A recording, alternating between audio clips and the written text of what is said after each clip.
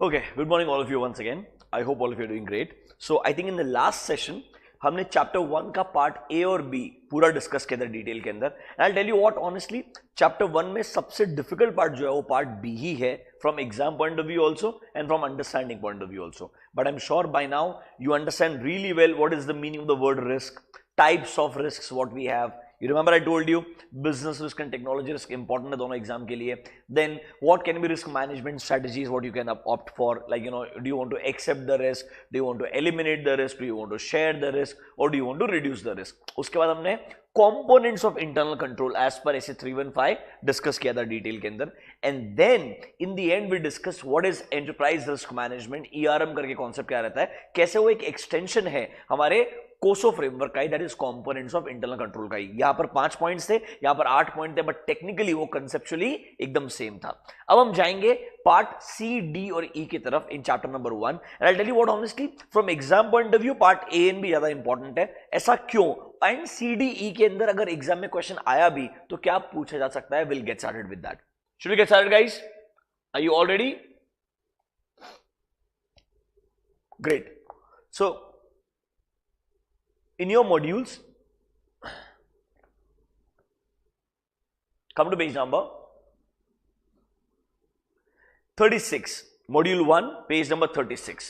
Now what is part C? Part C will talk about risks and controls for specific business processes. क्योंकि ये chapter के अंदर हम लोग बिजनेस प्रोसेसेस के ऊपर ही डिस्कस कर रहे हैं एंड उनको ही डिटेल में समझ रहे हैं. तो यहां पर आपने क्या किया, पहले बिजनेस प्रोसेस क्या होता है वो समझा, what is business process automation पहले वो समझा, उसके बाद में आपने रिस्क क्या होता है, कंट्रोल क्या होता है ये समझा. अब वो जो थर्ड पार्ट है वो आपके ए और बी का एक्चुअली में एक्सटेंशन है कि कैसे अलग अलग बिजनेस प्रोसेसेस के अंदर आप रिस्क और कंट्रोल को आइडेंटिफाई कर सकते हो. I tell you what honestly this could have been a very very interesting area, but unfortunately मैं गलत तरीके से मत लेना, I don't want to criticise ICI और syllabus all the time, but I believe ये पार्ट ऐसा है जहां पर उन्होंने गलती कर दिया. वहां पर उन्होंने प्रोसेसेस तो लिखे पर उन्होंने कहीं से कॉपी पेस्ट कर दिया, rather than writing these processes and analysing them in detail. उन्होंने कॉपी पेस्ट सब के सब कर दिए बट डिस्कस डिटेल में एक को भी नहीं किया. And I tell you what, this is why I believe ये जो पार्ट सी है उसका रेलेवेंस पूरा खत्म हो जाता है,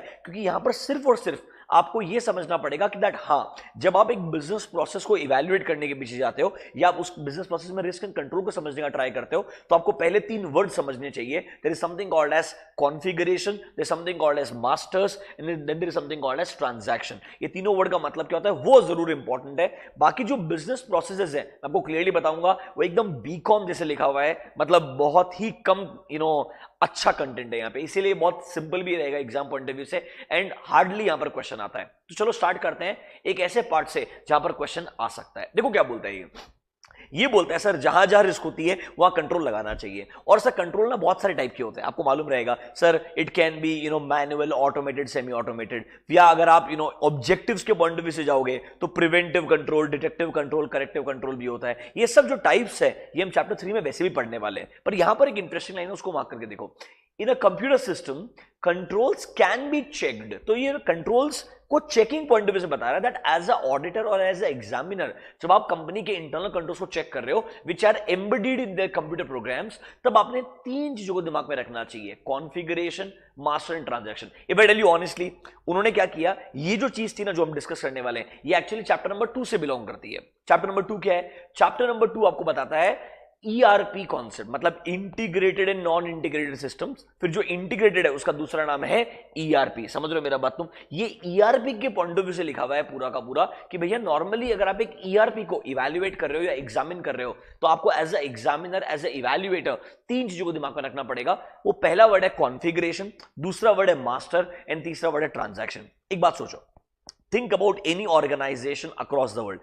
I'm using the word across the world because it is going to remain almost consistent everywhere in the world because सब जगह पे ERP का establishment इसी तरीके से होता है. तो देखो फॉर एग्जांपल कोई एक कंपनी है, वो आज तक लेट्स से अपने बुक्स ऑफ अकाउंट्स एंड जो अकाउंटिंग है वो मैन्युअली करता था. अब वो चाहता है एक मतलब मैन्युअली मतलब हो सकता है परचेस के लिए उसके पास अलग से सिस्टम होगा. तो लेट्स से सिस्टम भी है ना, तो परचेस के लिए अलग है, सेल्स के लिए अलग है, MIS रिपोर्टिंग के लिए अलग है. एक कोई single you can say integrated system नहीं है। तो ईआरपी क्या होता है? ईआरपी बोलता है जो हमारे अलग अलग डिसेंट्रलाइज सिस्टम्स है उन सबको इंटीग्रेट करो, साथ में लेकर के आओ, एक सेंट्रल डेटाबेस बनाओ जो एक्चुअली में इन सब अलग अलग फंक्शंस को इंटीग्रेट करेगा, वो मेरे लिए ईआरपी कहलाता है। और in other words it is called as integrated system. हम इसको डिटेल में पढ़ने वाले हैं इन चैप्टर नंबर 2, आज ही डिस्कस करेंगे इन द नेक्स्ट सेशन, ठीक है। तो अभी के लिए बोलता है जब एक कंपनी अपने ऑर्गेनाइजेशन में एक ईआरपी को इंप्लीमेंट करना चाहता है तो उसमें 3 इंपॉर्टेंट स्टेजेस आते हैं। पहला स्टेज आप बोल सकते हो कॉन्फ़िगरेशन। कॉन्फ़िगरेशन का मतलब क्या होता है? कॉन्फ़िगरेशन का मतलब होता है आप बेसिकली अपने ईआरपी की डिजाइन को बना रहे हो, मतलब आपका ओवरऑल ईआरपी किस तरीके से बनेगा, उसमें क्या क्या फंक्शनैलिटीज रहेंगे, क्या क्या इंपॉर्टेंट फीचर्स को आप इंटीग्रेट करना चाहते हो। तो this is basically designing the entire system, वो स्टेज कहलाता है कॉन्फ़िगरेशन स्टेज। तो देखो पहला स्टेज क्या बोलता है, configuration refers to the way a software system is setup, not it is functioning. वो सिस्टम सेटअप कैसे किया जा रहा है, उस सॉफ्टवेयर के अंदर क्या क्या फीचर्स दिए जा रहे हैं, क्या क्या फंक्शनैलिटीज दिए जा रहे हैं, वो सब कॉन्फ़िगरेशन में आता है। देखो जरा ध्यान से, it is a methodical process of defining options that are provided. Options मतलब क्या क्या फीचर्स रहने वाले हैं। देखो for example when a software is installed, values for various parameters should be set up. मतलब कॉन्फ़िगरेशन में आपको कुछ ऐसे पैरामीटर्स डालने पड़ेंगे कि भैया परचेज वाला फंक्शन रहेगा हमारे ईआरपी में, सेल्स फंक्शन रहेगा, इन्वेंट्री रहेगा, फाइनेंस रहेगा, यूजर एक्सेस। तो these are different different parameters जो आप एक सिस्टम को डिजाइन करते वक्त उसमें स्टैब्लिश करते हो, सेटअप करते हो। ये स्टेज कहलाता है configuration stage. Now I'll tell you what, as a evaluator मेरे हिसाब से जो कॉन्फ़िगरेशन स्टेज है ये आप बाद में इतना चेक नहीं कर पाओगे जितना इनिशियल स्टेज, जब एक सिस्टम को डिजाइन करके इंप्लीमेंट किया जा रहा है ना, तब एक्चुअली कॉन्फ़िगरेशन का टेस्टिंग हो सकता है। एंड नॉर्मली इंटरनल ऑडिटर्स हो गए या जो मैनेजमेंट के सेपरेट ऑडिटर्स हो गए, उनका काम रहता है कि ये कॉन्फ़िगरेशन को इवैल्यूएट करें। तो देखो सिंपल शब्दों के अंदर, configuration will define how software will function, क्या क्या उसमें ऑप्शंस आने वाले हैं, क्या क्या डिस्प्ले किया जाएगा। Rather I tell you what, पूरे जो बैकग्राउंड का मैपिंग है, मतलब फॉर एग्जांपल आज की तारीख में जब तुम एसएपी के अंदर when you enter a particular accounting entry, सीधा तुमको उसका इंपैक्ट फाइनेंशियल स्टेटमेंट में विजिबल आता है। मतलब इस अकाउंटिंग एंट्री का इंपैक्ट पीएनएल पे कितना है, बैलेंस शीट पे क्या है, तुमको इमीडिएटली रियल टाइम बेसिस पे दिखता है। क्यों? क्योंकि एट द बैकड्रॉप इन्होंने मैपिंग किया हुआ है कि जैसे आप एक एंट्री को पास करोगे, कुछ जनरल लेजर्स का कोड को आप सेलेक्ट करोगे, वो कोड ऑटोमेटिकली कनेक्टेड रहेगा प्रॉफिट एंड लॉस अकाउंट से, and that will be connected to your respective balance sheet also. तो ये जो मैपिंग होती है ये हमेशा कॉन्फ़िगरेशन स्टेज में होती है। देखो द मैपिंग ऑफ अकाउंट्स, कि कैसे front end transaction like purchase and sales आपके पूरे फाइनेंशियल स्टेटमेंट से कनेक्ट होने वाले हैं। आप कैसे अलग अलग कस्टमर से रिलेटेड डेटा एंटर करोगे, वेंडर डेटा एंटर करने वाले। तो बेसिकली हम डिफाइन कर रहे हैं कि हमें कस्टमर्स का अलग डेटा एंटर करना है, वेंडर्स का डेटा एंटर करना है, लेट्स से सप्लायर्स का डेटा एंटर करना है, एम्प्लॉयज का डेटा एंटर करना है। तो ये सब जो बेसिक कॉन्फ़िगरेशन है ये कहलाता है मेरा setting up of a system, और may defining the basic parameters कि ये सिस्टम मेरे लिए क्या क्या फंक्शनैलिटीज के थ्रू काम करने वाला है, वो कहलाता है कॉन्फ़िगरेशन। ये सिर्फ 3 वर्ड्स को एक्सप्लेन कर रहा है। यहां पर एग्जाम में एमसीक्यू क्वेश्चन आ सकता है कि वो बताएगा जब आप एक सिस्टम को इवैल्यूएट कर रहे हो, आप जब ये इवैल्यूएट करना चाहते हो कि भैया इस सिस्टम में क्या क्या फंक्शनैलिटीज रहेंगे, क्या क्या फीचर्स रहेंगे, क्या क्या पैरामीटर्स रहेंगे, तब आप कॉन्फ़िगरेशन चेक कर रहे हो, मास्टर चेक कर रहे हो, आप कॉन्फ़िगरेशन चेक कर रहे हो। तो आपको कॉन्फ़िगरेशन एंड मास्टर के अंदर डिफरेंस पता होना चाहिए। तो पहला स्टेज होता है designing the system, that is called as configuration. Is the word configuration clear to everyone? I want everyone to spend 2 minutes and read this configuration part once again. ये वर्ड ना पूरे ईआईएस में multiple जगह पे आएगा, because जहां पर भी नया सिस्टम इंप्लीमेंट करने के बारे में सोचोगे, जो पहला स्टेज है वो हमेशा कॉन्फ़िगरेशन स्टेज रहेगा। एंड कॉन्फ़िगरेशन पता है क्या, डेवलप करते वक्त आपको आपके सिस्टम से एक्सपेक्टेशंस क्या है वो रखने पड़ेंगे, तब जाके आप सही तरीके से सिस्टम को कॉन्फ़िगर कर पाओगे। I hope you understand this. Quickly spend 2 minutes, read the word configuration, then will proceed.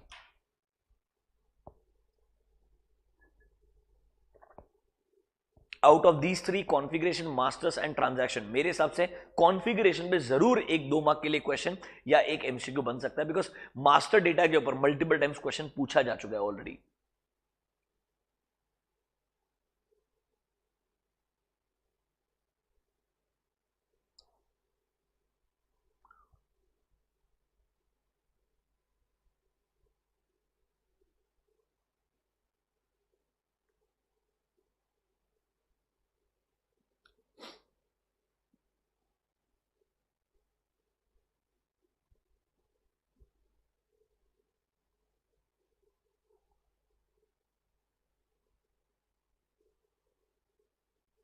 Done.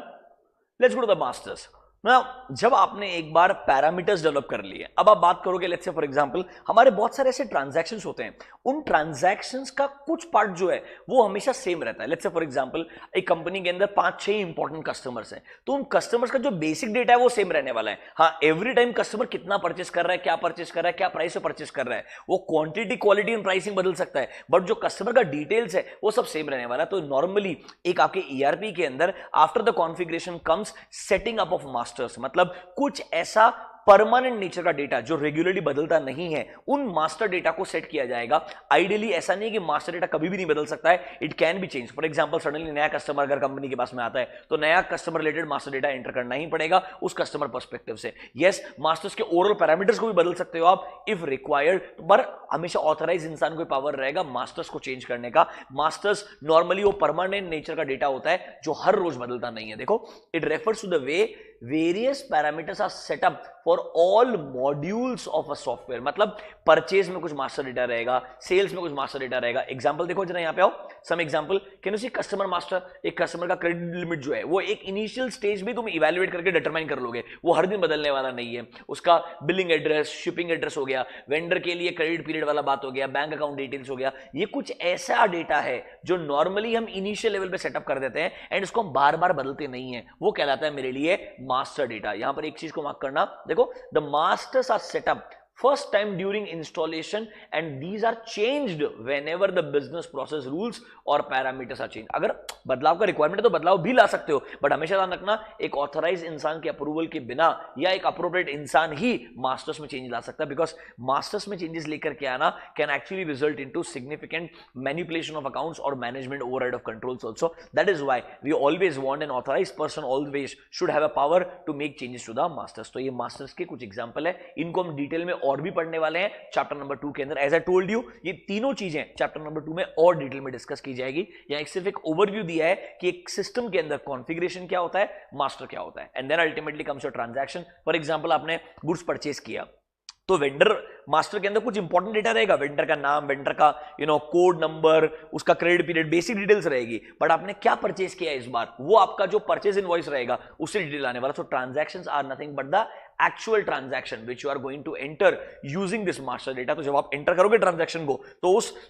Vendor का कोड को ड्रॉप डाउन से पिक कर लोगे, तो मास्टर डेटा फ्रीज हो जाता है सिस्टम के अंदर और ड्रॉप डाउन से आप सेलेक्ट करते हो. ट्रांजैक्शन रिलेटेड डेटा आपको एंटर करना पड़ता है कि आपने कितने अमाउंट का परचेस किया है, क्या एग्जैक्टली परचेस किया है, क्वांटिटी क्या है, वो सब आपको एंटर करना पड़ेगा. So these are nothing but my actual transactions. I am sure ये तीनों वर्ड्स आपको समझ में आए होंगे.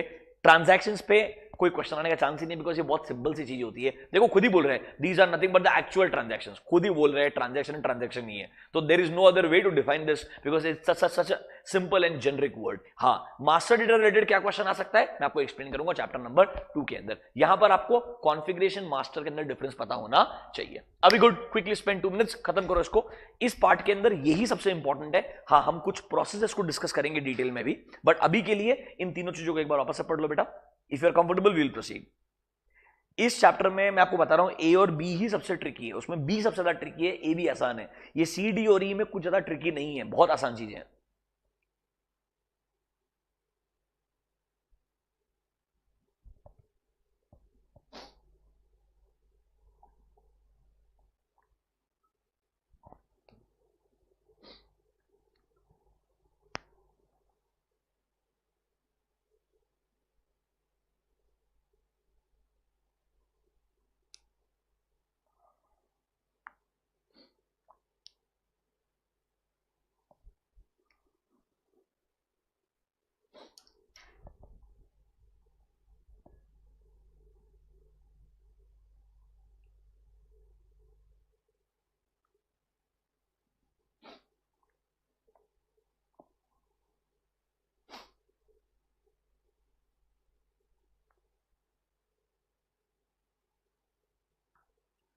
डन.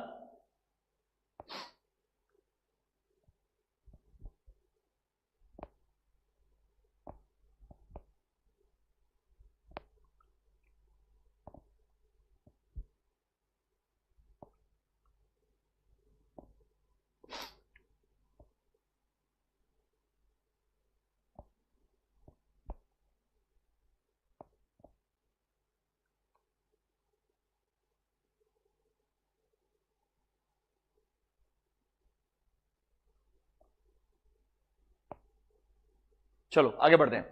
नाउ अब इन्होंने इस पार्ट के अंदर ना कुछ एग्जांपल्स दिए, परचेस प्रोसेस हो गया, सेल्स प्रोसेस हो गया, इन्वेंटरी प्रोसेस हो गया, वो प्रोसेस लिखा है। And I tell you what, वो प्रोसेस भी बहुत अच्छे से नहीं लिखा है क्योंकि उनको लगता है वो प्रोसेस कहीं ना कहीं और लिखा हुआ है। चैप्टर नंबर 2 के अंदर जब हम अलग अलग मॉड्यूल्स पढ़ेंगे तो वहां परचेस प्रोसेस के भी अलग अलग पार्ट्स हो गए, सेल्स प्रोसेस के भी अलग अलग पार्ट्स हो गए, सब आने वाला डिटेल में। And rather I tell you what, now almost 1 month before the examination I am sure by now costing के अंदर, ऑडिट में आपने ये रेस्पेक्टिव प्रोसेसेस को कहीं ना कहीं डिस्कस कर ही लिया होगा। यहां पर आपको क्या चीज दिमाग में रखनी है, देखो इन्होंने 5-6 प्रोसेस लिख के दिए हैं, परचेज हो गया, सेल्स हो गया, इन्वेंट्री हो गया, एचआर हो गया, एक फिर लास्ट में जनरल लेजर वाला पार्ट हो गया।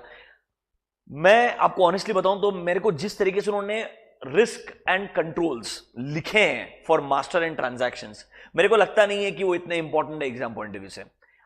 एक ही बार, if I am not wrong, सिर्फ एक ही बार, मई 19 में नहीं आया कुछ भी इसके ऊपर क्वेश्चन, नवंबर 19 में कोई भी क्वेश्चन नहीं आया इसके ऊपर। If I am not wrong, या तो मई 18 या नवंबर 18, दोनों में से एक ही बार एक 4 मार्क के लिए उन्होंने शायद इन्वेंट्री पे क्वेश्चन पूछा था कि भैया इन्वेंट्री प्रोसेस के अंदर क्या क्या रिस्क और क्या क्या कंट्रोल्स होने चाहिए। अब मैं आपको बात बताऊं क्या, मैं हर प्रोसेस में क्या रिस्क होगी यह आइडेंटिफाई करना बहुत आसान है। I tell you what, and rather उनका जो आंसर है वो देख के तो इतना जेनरिक लगता है कि तू अगर कुछ भी लिख के आएगा तो भी तेरा आंसर मैच हो जाएगा। Let me give you an example, चलो एक एग्जांपल लेते हैं।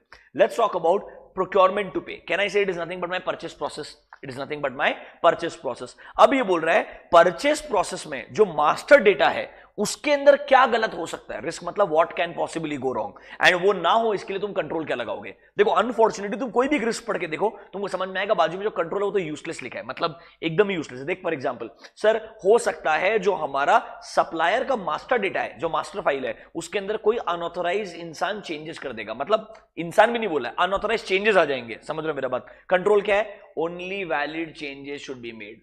The control is so useless. अगर तेरे को रिस्क भी तूने लिखा ना, कंट्रोल में लिखने का ऐसा हो सकता है, ऐसा नहीं होना चाहिए, ऐसा हो सकता है, ऐसा नहीं होना चाहिए। That's how stupid the risk control is. That is why I believe there is no point wasting time on these risk controls. Yes you can do one thing, मैं आपको अभी 2-3 सैंपल के बेसिस पे, एक परचेज हो गया, inventory हो गया, मैं डिस्कस कर लूंगा आपसे, बट बाकी मैं आपको एक रिक्वेस्ट करूंगा, आप ये रिस्क कंट्रोल्स को सबसे आखिरी दिन, जिस दिन आप एग्जाम में जाने वाले हो, आज आपका एग्जाम का दिन है, उस दिन सुबह आपने एक आधा घंटा निकालना है। आधे घंटे के अंदर जो जो चीज मैं मार्क कराऊंगा, ये जो रिस्क कंट्रोल वाली पार्ट है, ये आपने एक बार रीड कर लेना है। आई टेल यू व्हाई, आज तू याद करेगा, 1 महीना वापस भूल जाएगा, तो जो एग्जाम का दिन है उस दिन ही तूने एक बार इसको रीड करना है। लेट्स से बाय मिस्टेक गलती से 4 मार्क के लिए क्वेश्चन आ जाए, परचेज के ऊपर, सेल्स के ऊपर, किसी भी चीज के ऊपर, आई टेल यू व्हाट, ये तो एक बार पढ़ लेगा ना, ऑलमोस्ट सारे वर्ड रिपीट। जैसे यहाँ पे सप्लायर मास्टर फाइल है तो सेल्स के अंदर कस्टमर मास्टर फाइल आ जाएगा, मतलब वो वर्ड चेंज कर देगा, बस एक सप्लायर को कस्टमर से रिप्लेस कर देगा, कुछ बेसिक माइनर चेंजेस करते जाएगा, ओवरऑल बाकी पार्ट सेम रहने वाला। देख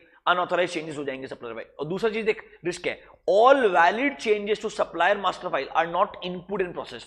तो चेंजेस किए पर उसको इनपुट नहीं किया, बहुत ही घटिया रिस्क है, मतलब इन्होंने कॉपी पेस्ट किया है। मैं तुमको बता रहा हूं, सही मायने में तेको प्रोसेस पढ़ाना चाहते ही नहीं थे, वो सिर्फ उन्होंने बता दिया इन जनरल क्या क्या रिस्क हो सकते हैं। तो भैया बहुत रिस्क हो सकती है, यहां से मास्टर डेटा रिलेटेड बात रहेगा, बिकॉज ये मास्टर के रिस्क के बारे में बात कर रहे हैं, ट्रांजैक्शन वाले हम जनरल डिस्कस करेंगे। तो देखो सिंपल चीज अगर मुझे पूछोगे, अनऑथराइज चेंजेस हो जाएंगे मास्टर के डेटा के अंदर, या अनऑथराइज इंसान को एक्सेस मिल जाएगा मास्टर डेटा का। तो अनऑथराइज एक्सेस के ऊपर और अनऑथराइज चेंजेस के ऊपर 2 पॉइंट आ सकते हैं। फिर तुम ऐसा बोल सकते हो कि भैया जो चेंजेस किए गए हैं वो टाइम पे नहीं होने वाले, या चेंजेस किए ही नहीं है, या सर वो जो मास्टर फाइल है वो आपका अप टू डेट नहीं है। ये अगर 2-3 चीज दिमाग में रखोगे तो आराम से कोई भी 3 पॉइंट लिख के आ जाएगा। सी एग्जाम में हायर स्टैंडर्ड में 4 मार्क के लिए क्वेश्चन आएगा, you have to mention 2 risk at master level and you have to mention 2 risk at a transaction level. उतना भी लिखा तो भी तेरा काम हो जाएगा, but I think according to me तो आराम से 2-3 मास्टर के लिए इजीली लिख सकता है। देख फॉर एग्जांपल, सिस्टम का एक्सेस जो है, वेंडर मास्टर का जो एक्सेस है वो अनऑथराइज यूजर को मिल जाएगा, मतलब सिर्फ ऑथराइज यूजर को नहीं, अनऑथराइज यूजर को भी मिल जाएगा,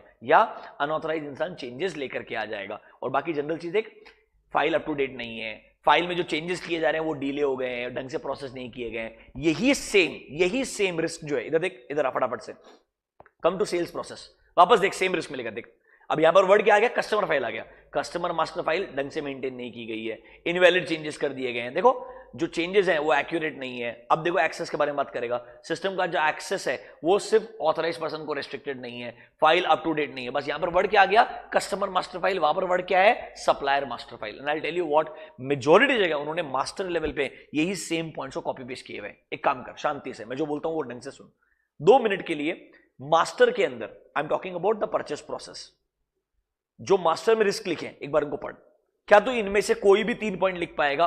खुद सोच अपने दिमाग के अंदर, सारे पॉइंट्स पढ़ और मुझे तो कोई भी 3 पॉइंट लिख पाएगा। रिस्क लिखा तो कंट्रोल तो बहुत ही सिंपल है, वो तो कि भाई ऐसा नहीं होना चाहिए, वैसा लिखने का है, ठीक है। All of you spend 2 minutes, read all the risks for a purchase process at a master level. एक बार शांति से पढ़ो, फिर तुमको समझ में आएगा। सेल्स में, इन्वेंट्री में ऑलमोस्ट सब जगह कॉपी पेस्ट है पूरा का पूरा। I will prove it to you. तुम इसको पढ़ो फटाफट से पहले एक बार, जल्दी। अभी हम सिर्फ एग्जाम पॉइंट ऑफ व्यू से डिस्कस कर रहे हैं। मैं तेरे को परचेस प्रोसेस क्या है, सेल्स प्रोसेस क्या है समझाने वाला नहीं है। मेरे को मालूम है तेरे को सब आता है। जल्दी, जो बोल रहा हूं सिंसियरली करो।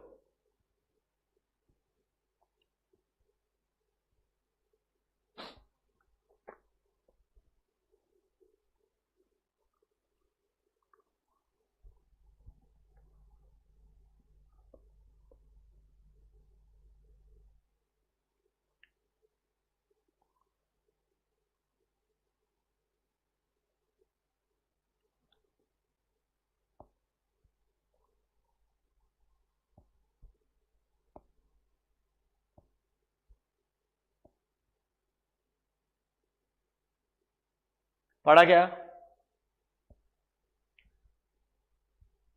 I want response. अगर पढ़ा है तो मेरे को बताओ हाथ खड़ा करके दैट यू हैव स्टडीड, तुमने रीड कर लिया इसको। गुड। अब एक काम करो, सेल्स पे आओ फटाफट से। नोटिस करो सबको सेम है क्या? बस वर्ड क्या है? कस्टमर मास्टर फाइल है, सप्लायर मास्टर फाइल की जगह। चेक करो जल्दी से 2 मिनट के अंदर। You have 1 minute to check this immediately. जल्दी खत्म करो सेल्स प्रोसेस को।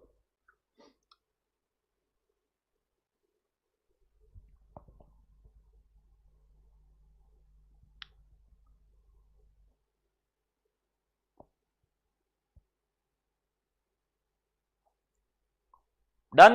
अब थर्ड वाले पे आओ, इन्वेंट्री प्रोसेस पे आओ। अब देखो, परचेस सेल में हमारे लिए सप्लायर और कस्टमर इंपॉर्टेंट है। इन्वेंट्री मैनेजमेंट जो हमारा खुद का इंटरनल एस्पेक्ट है, this is one of the internal aspect. तो यहां पर भी इन्वेंट्री का मास्टर डेटा रहेगा। तो इन्होंने सप्लायर और कस्टमर की जगह वर्ड क्या यूज किया है? Inventory management file. अब देखो, मास्टर फाइल ही है, पॉइंट सारे के सारे सेम है, बस यहां वर्ड क्या आ गया? Inventory management file, inventory management master file, inventory management master file. Notice करो वापस सेम पॉइंट है पूरे के पूरे। तो बेसिकली तेरे को वर्ड याद रहने चाहिए। एक जगह वर्ड क्या है? सप्लायर है, दूसरी जगह कस्टमर है, तीसरा इन्वेंट्री मैनेजमेंट मास्टर फाइल है। सब मास्टर फाइल ही चल रहे हैं। जल्दी पढ़ ले फटाफट, 1 मिनट के अंदर चेक कर ले। घटिया तरीका मेरे को मालूम है, मेरे को ऐसा प्रोसेस पढ़ाने का मन ही नहीं करता, बट क्या करूं? गलती से अगर क्वेश्चन आ गया 4 मार्क के, तू रोने वाला मेरे को पता है एग्जाम के अंदर। मैं चाहता हूं बस तू रोए नहीं और एक घटिया क्वेश्चन को अच्छे से आंसर कर पाए। That is my objective. जल्दी।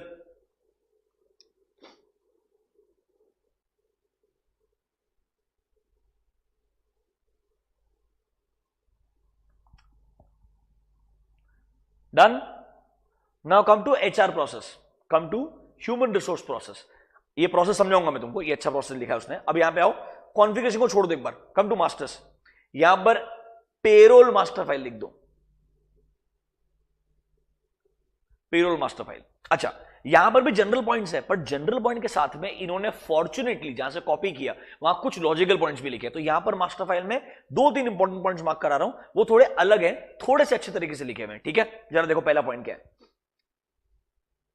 Editions to payroll master file do not represent valid employees. मतलब जो आपके पेरोल का मास्टर फाइल है ना, हो सकता है उसमें कुछ आप एडिशन कर रहे हो, वो एक्चुअली में एम्प्लॉइज ही नहीं, डमी वर्कर्स रहेंगे, तो शायद गलत तरीके से आपने एम्प्लॉय ऐड कर दिए होंगे, या सर आपने न्यू एम्प्लॉइज को ऐड ही नहीं किया होगा। देखो, नए एम्प्लॉइज को ऐड नहीं किया, थोड़ा सा स्पेसिफिक आंसर लिखा है। तो पहली बार यहां पर थोड़ा लॉजिकल आंसर है, बाकी जनरल था, ठीक है। तो देखो सुनो मेरा बात, पेरोल में ना 3 इंपॉर्टेंट चीजें होती है। एक होता है नया एम्प्लॉय आया, दूसरा होता है एक एम्प्लॉय छोड़ करके गया। तो new employee and terminated employee, इन दोनों पॉइंट पे तो हमेशा पॉइंट बनेगा। तो देखो, न्यू एम्प्लॉयज के ऊपर पॉइंट बनाया एंड टर्मिनेटेड एम्प्लॉयज को तुमने पेरोल मास्टर फाइल से निकाला नहीं। आइडियली जैसे ही एक एम्प्लॉय छोड़ के जाता है, तुमने मास्टर फाइल से निकालते नहीं हो उसको, मुझे अगर पूछोगे तो, बट उसको फ्रीज कर देते हो कि भैया इसको अभी पेरोल प्रोसेस नहीं करना है, सैलरी प्रोसेस नहीं करना है। तो यहां पर अगर आप मुझे पूछोगे, ये दोनों पॉइंट आपको लॉजिकली अलग से याद रहने चाहिए। बाकी जनरल जो पॉइंट है मैं आपको मार्क करवा के देता हूं, वापस को सेम मिलेगा। इधर आओ।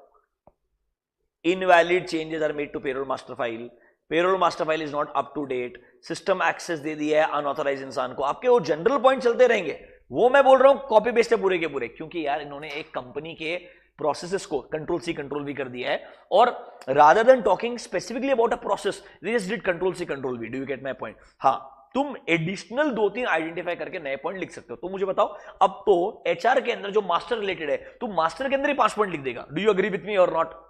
यस और नो? पक्का? मेरे को कोई खुशी नहीं मिल रही ऐसे पढ़ा के, मैं तुमको बोल रहा हूं, बट मैं तुमको बता रहा हूं अभी एग्जाम के 1 महीने पहले और कोई तरीका नहीं है। अभी हमें अप्रोच करना है कि भाई इधर क्वेश्चन आ गया तो मेरे को आंसर कैसे लिखने का है।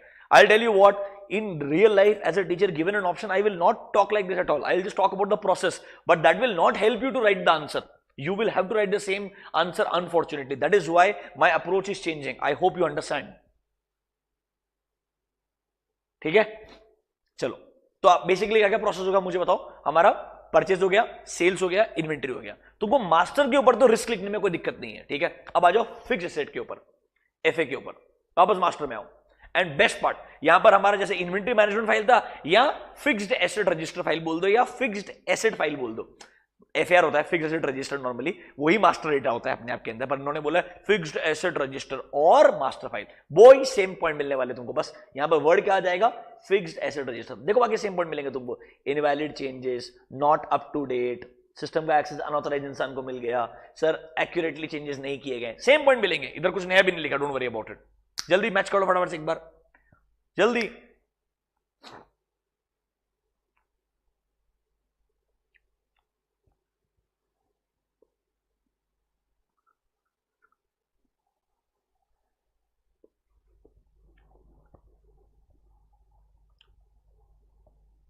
डन. अच्छा, ये केस 6 जो है यहां पर ये चीज अप्लाई मत करो. मैं केस 6 को अलग से एक्सप्लेन करूंगा, उसको छोड़ दो. जनरल लेजर वाले पार्ट को छोड़ दो. अभी तक जो हमने बाकी पढ़े, परचेज, सेल्स, इन्वेंट्री, पेरोल, ये सब आपको सिंपल लगने चाहिए, इसमें तकलीफ नहीं आनी चाहिए. अच्छा, मास्टर लेवल पे आपको रिस्क समझ में आ गया. Now let's talk about transaction level. Now let's talk about transaction level. Transaction level पे जो रिस्क करना बेटा, वो और भी आसान है. क्यों बोलता हूं आपको मैं, मास्टर में एटलीस्ट कुछ स्पेसिफिक 2-3 तो याद रखने पड़ेंगे तेरे को. ट्रांजैक्शन में कुछ याद करने की जरूरत ही नहीं है. एक बात सोच, परचेस प्रोसेस तेरे को पता है, परचेस प्रोसेस में क्या क्या गलत हो सकता है. एक जब ट्रांजैक्शन को रिकॉर्ड कर रहे हैं तब क्या क्या गलती हो सकती है. यार हो सकता है कि तू परचेस को रिकॉर्ड कर रहा है, जो परचेस ऑर्डर है वही अप्रूव नहीं है, या जो परचेस ऑर्डर में जो क्वांटिटी एंड क्वालिटी है वो तेरे जीआरएन से मैच नहीं होती है, या वो तेरे इनवॉइस से मैच नहीं होती है. मतलब तेरे को सिर्फ नेगेटिव सोचना है. What can possibly go wrong in a purchase process, and I tell you what, इतने पॉइंट लिखे तो कोई भी 3 गलती तो आराम से तुक्के में भी मैच कर लेगा. जल्दी आ जा, कम बैक पेज नंबर 38 पे आया. देख ये शुरुआत कर रहा है, याद है क्या, परचेज अपने मटेरियल रिक्विजिशन फॉर्म आता था, वो एक ऑथराइज इंसान का अप्रूवल मिलना चाहिए, फिर कोटेशन एनालिसिस होती थी. तो सोच, या तो मटेरियल रिक्विजिशन फॉर्म अनऑथराइज इंसान के थ्रू आ गया है, वो उसको अप्रूव ढंग से नहीं किया गया है, कोटेशन एनालिसिस परफॉर्म नहीं किया गया है, या कोटेशन एनालिसिस जो परफॉर्म किया है उसको अनऑथराइज इंसान ने अप्रूव कर दिया है, पीओ नहीं बनाया है, पीओ अनऑथराइज इंसान ने अप्रूव कर दिया है, गुड्स रिसीव नहीं हुए हैं, जो रिसीव हुए हैं और जो पीओ में वो मैच नहीं होते हैं. कोई भी गलती लिखनी है तेरे को, कोई भी गलती. एक काम को 2-3 चीज मार्क कर, मैं तो बोलता हूं. देख, परचेज ऑर्डर सिस्टम में ढंग से एंटर नहीं हुए, अनऑथराइज्ड मतलब सही इंसान के अप्रूवल के बिना परचेज रिक्वेशन को ऑर्डर कर दिया गया है. फिर जरा disbursements are made for goods and services that have not been received. पैसा दे दिया पर गुड्स अभी तक नहीं आए हैं, ठीक है. जो डिसबर्समेंट है, पेमेंट जो किया उसको रिकॉर्ड नहीं किया है. लास्ट में एक जनरल पॉइंट हमेशा लिख सकता है, पूरे सिस्टम के अंदर सिर्फ ऑथराइज इंसान को ही एक्सेस नहीं है, मतलब अनऑथराइज इंसान को भी एक्सेस हो सकता है. ये एक जनरल पॉइंट है जो तू किधर भी डाल सकता है. सेम अब जो सेल्स के बारे में बात करेगा, सेल्स ऑर्डर जो रिसीव किया है वो ढंग से सिस्टम में एंटर नहीं किया है, सेल्स ऑर्डर एंड जो तूने गुड्स डिस्पैच किया है वो मैच नहीं होते हैं, जो तुमको पैसा रिसीव हुआ है वो तुमने रिकॉर्ड नहीं किया है, या तुमको पैसा रिसीव ही नहीं हुआ है पर तुमने गुड्स अभी तक भेज दिए हैं. Think anything negatively what can possibly happen, and I tell you what, ये सिर्फ एग्जाम्पल के फॉर्म में दिए हुए हैं. इसके अलावा भी मल्टीपल रिस्क होते हैं. मतलब अगर तू एक प्रोसेस के बारे में सोचेगा ना, तो 1000 रिस्क लिख सकता है आराम से, क्योंकि हर एक पॉइंट के ऊपर कुछ ना कुछ गलत हो ही सकता है आइडियली. तो देखो, ट्रांजैक्शन लेवल पे तेरे को सिर्फ एक बार रीड करके जाना है, तुझे याद भी नहीं करना है. मास्टर लेवल पे एटलीस्ट वो 3 पॉइंट तो याद कर लीजिए, तेरे को हर जगह कॉपी पेस्ट करने के लिए काम में आने वाले हैं. इज दिस कंफर्टेबल नाउ कि तो भैया जब रिस्क कंट्रोल लिखना हुआ गलती से for a specific business process, गलती से अगर आ गया, this is the worst case according to me, जब वो आ सकता है तब भी तू इजीली 4 मार्क के लिए आंसर लिख सकता है. Are you comfortable with me now? Sure? जिंदगी में वापस से मेरे को मैसेज करके पूछा ना, फोटो खींचिए, सर ये याद करने का है क्या? ये चीज मैंने लेक्चर में भी 15 बार बोली है, यहां पर भी वापस बोल रहा हूं. ये ऐसा स्टूपिड क्वेश्चन मत पूछा करो यार बेटा. क्या याद कर, अरे सब कुछ याद करना, ऐसे कुछ भी पूछ सकता ना यार. क्या मैं सर डिसाइड करके बोलूं कि ऐसे को तुम ये मत पूछो? I cannot do that, right? You have to go through everything. Find a way to get over it. Don't just procrastinate. problem है. Find a solution. That's the best way to look at it. चलो, let's come to the last part. वो बहुत ही घटिया तरीके से copy paste किया हुआ है, इसीलिए मेरे को तेरे को उसका मतलब समझाना पड़ेगा. आई एम श्योर ये प्रोसेस वगैरह तू पढ़ सकता है, बहुत सिंपल प्रोसेस लिखे हुए हैं. ठीक है, come to the last part, general ledger वाला part. Now I tell you what, ideally इस चीज को इन्होंने 100% यहां इंक्लूड ही नहीं करना चाहिए. ये चीज तो पक्का चैप्टर 2 में आनी चाहिए. नाउ इफ यू रिमेंबर, आपको सेल्फ बैलेंसिंग लेजर करके चैप्टर पढ़ाया होगा, पर bought ledger, sales ledger and general ledger. अगर आप मुझे पूछोगे, यहां पर वो वर्ड यूज करा जनरल लेजर, क्योंकि वो अज्यूम कर रहा है पूरे ईआरपी में आपके जितने भी ट्रांजैक्शंस है, परचेज ट्रांजैक्शन हो गया, सेल्स ट्रांजैक्शन हो गया, एक्सपेंडिचर रिलेटेड ट्रांजैक्शन हो गया, कोई भी ट्रांजैक्शन हो गया, समझ रहे हो, नॉन कैश ट्रांजैक्शन भी हो गया, उसका आपको अकाउंटिंग एंट्री तो पास करना पड़ेगा. और वो अकाउंटिंग एंट्री जब आप पास करोगे, उसका कोई ना कोई इंपैक्ट आपके profit and loss account and balance sheet के ऊपर आना चाहिए, एंड कभी कभी दोनों के ऊपर आना चाहिए, डिपेंडिंग ऑन द सिचुएशन. तो ये जो जनरल लेजर की बात कर रहा है, ये बात कर रहा है पूरे ईआरपी में ऑल फाइनेंशियल ट्रांजैक्शंस जिसका बॉटम लाइन का इंपैक्ट पीएनएल और बैलेंस शीट पे आता है, वो सब कुछ के अंदर क्या क्या रिस्क है और क्या क्या. तो बेसिकली पूरे ईआरपी के रिस्क को कंट्रोल पूछ रहा है. देख, it refers to the process of recording the transactions. कहां पर सर? इन द सिस्टम, मतलब ईआरपी जो फाइनली जनरेट करेगा फाइनेंशियल रिपोर्ट्स, मतलब profit and loss account, balance sheet. Ultimately क्या एसएपी से रिपोर्ट जनरेट होकर के आती है यार.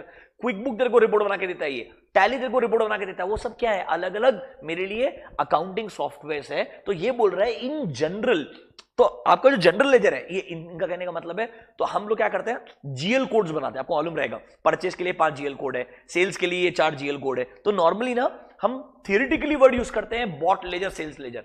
In real life, in ERP, we just use the word GL. GL is called as general ledger. Purchase के लिए भी GL रहता है, सेल्स के लिए भी GL है. हाँ, मल्टीपल परचेज के लिए GL हो सकते हैं. फॉर एग्जांपल, परचेज डोमेस्टिकली कर रहे हो, इंटरनेशनली कर रहे हो, सेल आप विद इन इंडिया कर रहे हो, आउटसाइड इंडिया कर रहे हो. सेल के अंदर भी अलग अलग चीजों के अलग अलग GL कोड आप बना सकते हो. ये सब GL कोड्स कहते हैं, मतलब जनरल लेजर कोड्स कहलाते हैं. और वो कोड्स ही ना आपको सही तरीके से मैपिंग करने में हेल्प करता है. आई टेल यू व्हाट, एक प्रॉपर मैपिंग रहता है. मैं तो एक एक्सेल दिखाता हूँ, शायद तेरे को समझ में आएगा. मेरे पास रहेगा यार, आई डोंट नो, ये तेरे को दिखाया भी होगा मैंने, आई एम श्योर.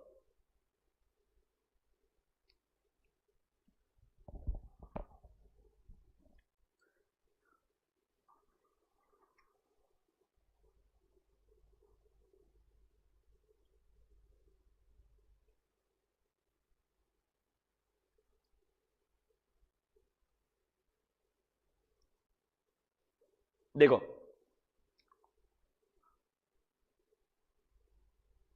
ये दिख रहा है ट्रेड पेबल्स, इसमें 651015 6025, ये अलग अलग जीएल कोड्स है. ये 650 6060 जो दिख रहा है ना, ये अलग अलग जीएल कोड्स है. अब देखो, ये सारे जीएल कोड मिलकर के एडवांस टू सप्लायर कैटेगरी में जा रहे हैं, ये वाले मिलकर के अक्रूड लायबिलिटीज में जा रहे हैं, ये वाले अदर लायबिलिटीज में जा रहे हैं, ये वाले शॉर्ट टर्म प्रोविजन में जा रहे हैं. ये ना प्रॉपर कॉन्फ़िगरेशन बनता है आपके ईआरपी के अंदर. वो ना आप रिपोर्ट के थ्रू जनरेट कर सकते हो. एक ऑडिटर शुरुआत जब करता है ना, यहीं से करता है कि भाई कॉन्फ़िगरेशन ही सही से किया है क्या. अगर एक कॉन्फ़िगरेशन सही से रहेगा तो वो सही बैलेंस शीट और पीएनएल के हेड के अंदर जाने वाला automatically. And in GL code से ही आपके ओवरऑल नोट्स टू अकाउंट्स के अंदर नंबर फ्लो. तो जीएल कोड से आपके ट्रायल बैलेंस में जाते हैं, ट्रायल बैलेंस से आपके प्रॉफिट एंड लॉस अकाउंट और बैलेंस शीट में जाते हैं, मतलब उनके नोट्स टू अकाउंट्स में जाते हैं, और वहां से वो नंबर फ्लो करके जाता है आपके प्रॉफिट एंड लॉस अकाउंट और बैलेंस शीट के फेस के ऊपर. तो आपको एज अ ऑडिटर यही पूछा गया है यहाँ पे, या एज अ इवैल्यूएटर, जब आप जनरल लेजर को चेक कर रहे हो, उस जनरल लेजर मतलब I am talking about all general ledger codes what we have in the organisation. तो एक बात सोचो ना यार,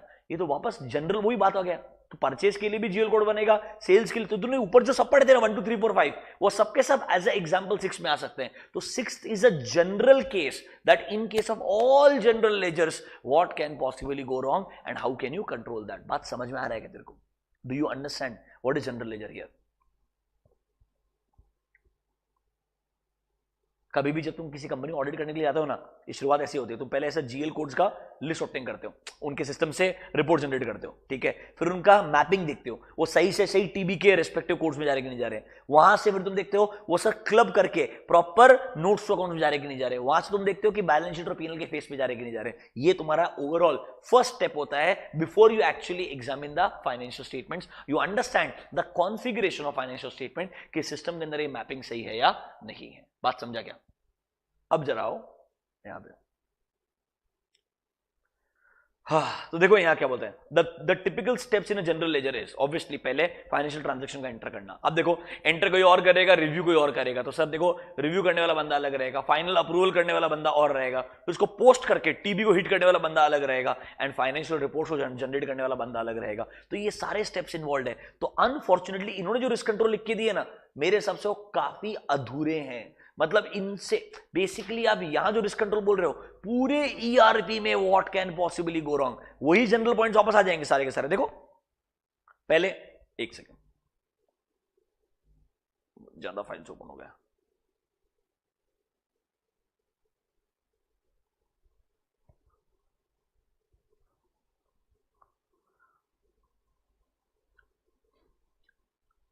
देखो मास्टर में बिल्कुल दो चीजें लिखी है, there could have been 10 risks in masters. देखो जितने भी हमारे जनरल लेजर के मास्टर फाइल्स हैं, ठीक है, उनमें जो बदलाव आने के रिपोर्ट्स हैं, चेंज रिपोर्ट्स हैं, वो सर जनरेट नहीं कर रहा है सिस्टम, ना ही कोई रिव्यू कर रहा है, ना ही कोई इंडिविजुअल। मतलब बेसिकली जो मास्टर डेटा आपने बना दिया ना, उसमें जो चेंजेस किए जा रहे हैं ना, उस चेंजेस को कोई इवैल्यूएट कर रहा है। बेसिकली ऑथराइज इंसान के थ्रू चेंजेस नहीं हो रहे हैं मास्टर्स के अंदर। तो एक जनरल पॉइंट लिख दिया, this will include all your other risks what you are writing, that unauthorise इंसान को एक्सेस मिल जाएगा, अनऑथराइज इंसान एंटर कर देगा, वो एंटर इनपुट नहीं किया जाएगा चेंजेस को जो करने चाहिए थे। तो देखो एक लास्ट में एक स्टैंडर्ड चार्ट ऑफ अकाउंट्स जो मैंने आपको दिखाया ना, अभी सारे जीएल कोड्स बनने चाहिए, ये सर मैनेजमेंट ने अप्रूव नहीं किया है, एंड ना ही उसको यूज किया जा रहा है विद इन द ऑर्गेनाइजेशन। उसके बिना ईआरपी काम नहीं कर सकता। तो ये रिस्क है, इसीलिए प्रॉपर स्टैंडर्ड चार्ट बनाया जाता है, मैनेजमेंट उसको अप्रूव करता है, ऑडिट कमिटी में ऑडिट को भी दिखाया जाता है, उसके अप्रूवल के बाद में अगर एक नया सिस्टम कॉन्फ़िगर कर रहे हैं, उस कॉन्फ़िगरेशन को इंप्लीमेंट किया जाता है। तो मास्टर लेवल पे हालांकि लिखने के लिए 2 पॉइंट है,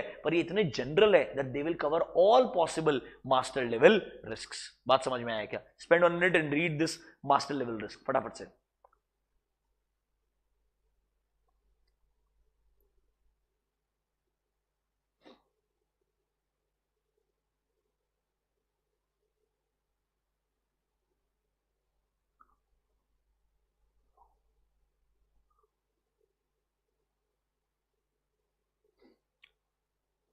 डन।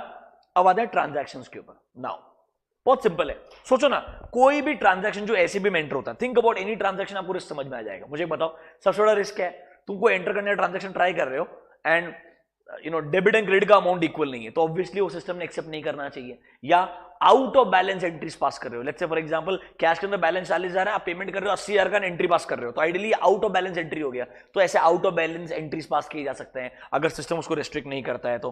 फिर देखो जो आपके profit and loss account and balance sheet, profit and loss account and balance sheet का जो इंटर रिलेशनशिप है वो ढंग से नहीं किया गया है, रिकंसिलेशन नहीं हो रहा है, सस्पेंस अकाउंट्स में एंट्रीज जा रही है। तो देखो नंबर 1, जनरल लेजर के जो बैलेंसेस हैं उनको रिकंसाइल नहीं किया जा रहा है सब लेजर से, एंड ना ही उनके एक्यूरेसी को कोई अप्रूव कर रहा है, ना ही उन्हें कोई सुपरवाइजर चेक कर रहा है। या सर जो हमारे balance sheet and income statement के जो अकाउंट्स है जो ऑटोमेटिकली रिकंसाइल होने चाहिए, ना उन्हें कोई रिकंसाइल कर रहा है, ना उनको इवैल्यूएट कर रहा है। फिर देखो यहां पर आओ, entries booked in the close process are not complete and accurate. मतलब जो हमारा क्लोजिंग एंट्रीज होती है ना, मतलब finally all transaction of the current year are over, finally closing entries जो प्रोविजन एंट्रीज वगैरह पास करने के बाद में आप फाइनल प्रॉफिटेबिलिटी का अमाउंट आएगा, बैलेंस शीट को हिट करेगा और बैलेंस शीट टैली करेगा। लाइक समटाइम्स टीबी टैली नहीं होता है, नॉर्मली ईआरपी में ऐसा नहीं होना चाहिए, but in ERP some out of book entries can be there because of which a TB may not tally. So that is why ये सब रिस्क हो सकती है, हमें इंश्योर करना है कि ये रिस्क नहीं होनी चाहिए। तो एज ऑडिटर तुम इवैल्यूएट करोगे कि इन रिस्क के लिए प्रॉपर कंट्रोल है क्या। देखो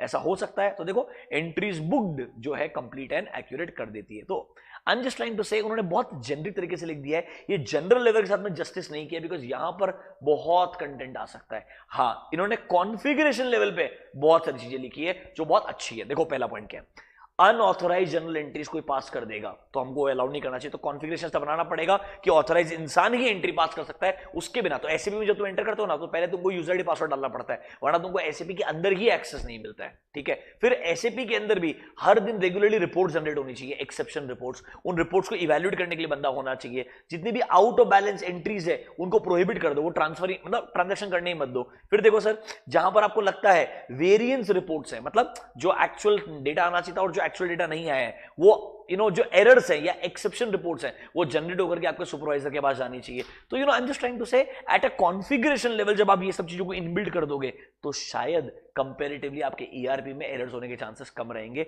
इन सब का आपको बहुत बेटर अंडरस्टैंडिंग आएगा चैप्टर नंबर 2 के बाद में, बिकॉज यहां पर master data, non master data क्या होता है, इंटीग्रेशन कैसा होता है, अलग अलग ईआरपी मॉड्यूल्स क्या होते हैं, वो सब हम डिस्कस करने वाले हैं। एंड यू विल रियलाइज कि आपको एक बार पढ़ने के बाद में एटलीस्ट कोई भी 3-4 पॉइंट लिखना मुश्किल नहीं होगा। तो सबसे जो टफ हो सकता है मेरे हिसाब से वो हो सकता है आपके लिए जनरल लेजर वाला पार्ट। इसके अलावा जो बाकी पार्ट्स हैं वो मेरे हिसाब से एकदम केक वॉक है। तो आखिरी दिन मैं एक बार आपसे रिक्वेस्ट करूंगा at least 4 risk at configuration level only in case of general ledger आपने पढ़ने चाहिए। बाकी सारे सिर्फ मास्टर के जनरल पढ़ लिए तब भी काम हो जाएगा आपका।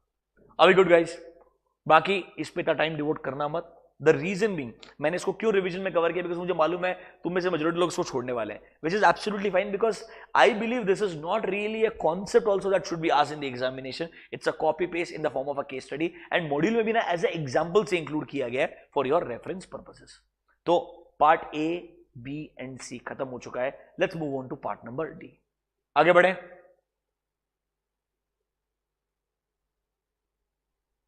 चलो, ये तुमको सेल्फ बैलेंसिंग लेजर फाउंडेशन में पढ़ा है कि इंटर में पढ़ा है? मेरे टाइम में इंटर में था, अभी फाउंडेशन में कि इंटर में?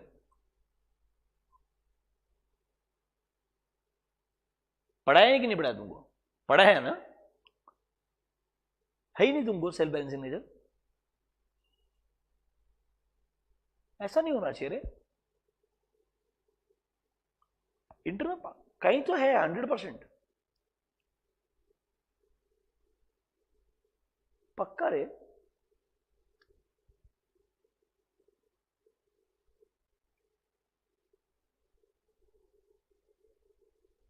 सिलेबस में नहीं है, ऐसा नहीं हो सकता। देखो ओल्ड के अंदर तो अकाउंट्स में था।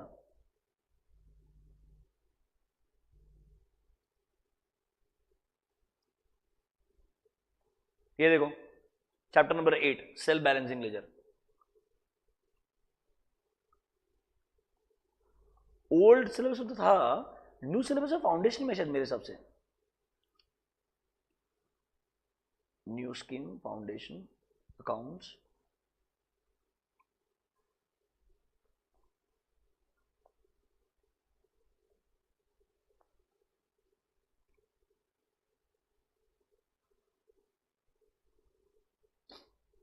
नहीं है। ओके ठीक है, ऐसे भी कोई बहुत ग्रेट चैप्टर नहीं है, एनीवेज तुमने कुछ मिस कर दिया तो कोई दिक्कत नहीं है।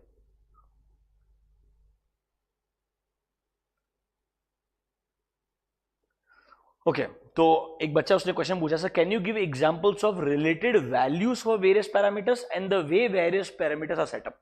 फॉर एग्जांपल ईआरपी में मेरे को परचेज के लिए एक मॉड्यूल चाहिए, सेल्स के लिए मॉड्यूल चाहिए, एचआर के लिए पेरोल वाला पार्ट के लिए मॉड्यूल चाहिए, एफए के लिए मॉड्यूल चाहिए। ये हो गया कॉन्फ़िगरेशन वाला part. That means what all I want to be included in a system, this is configuration.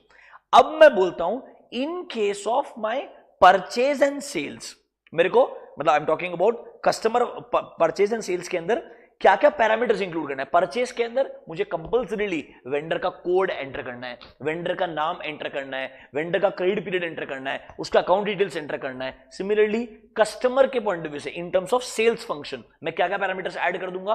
Customer के पॉइंट ऑफ व्यू से कस्टमर कोड, कस्टमर का नाम, कस्टमर का billing address, shipping address, credit credit limit कितना है उसका, ये मेरे इंडिविजुअल पैरामीटर्स जो मास्टर्स के फॉर्म में एक सिस्टम में इंक्लूड कर रहा हूं। तो देखो पहले क्या क्या पैरामीटर सेटअप करूं, मतलब purchase sales that is configuration, इनके अंदर क्या क्या master data that is my inputs for those parameters. बात समझ में आएगा बेटा?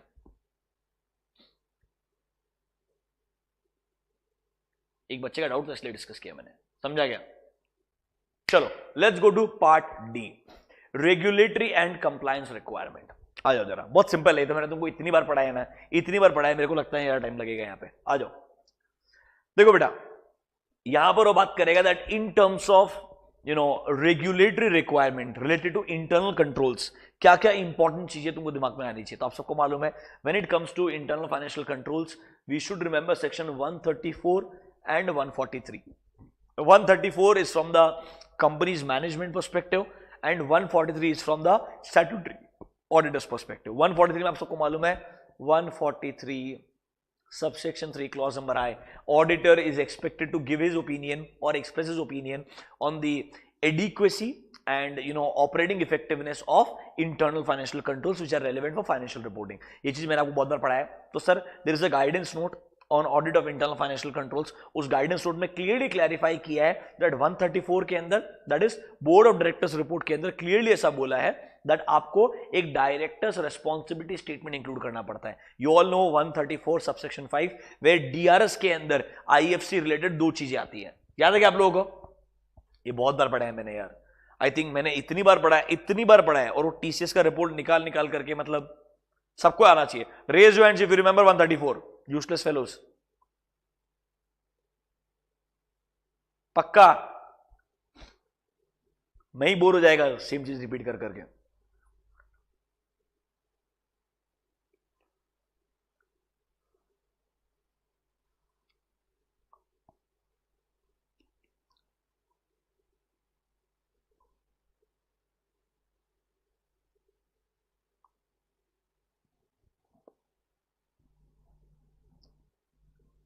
वही रहेगा. देख सीधा ओपन ही बोल रहा डायरेक्टली, क्योंकि टीसीएस में वही मार्क किया सबसे ज्यादा पुराने रिपोर्ट के अंदर. ये देखो 134 सबसेक्शन 5 मतलब 134 जो बोर्ड ऑफ डायरेक्टर्स रिपोर्ट, उसमें सबसेक्शन 5 बोलता है you have to include a directors responsibility statement. मतलब कुछ चीजों के लिए डायरेक्टर्स रेस्पॉन्सिबिलिटी एक्सेप्ट करते हैं. देखो the board of directors to the best of their knowledge and ability confirm. क्या कंफर्म करते हैं? दो चीजें इंपॉर्टेंट है यहां पे.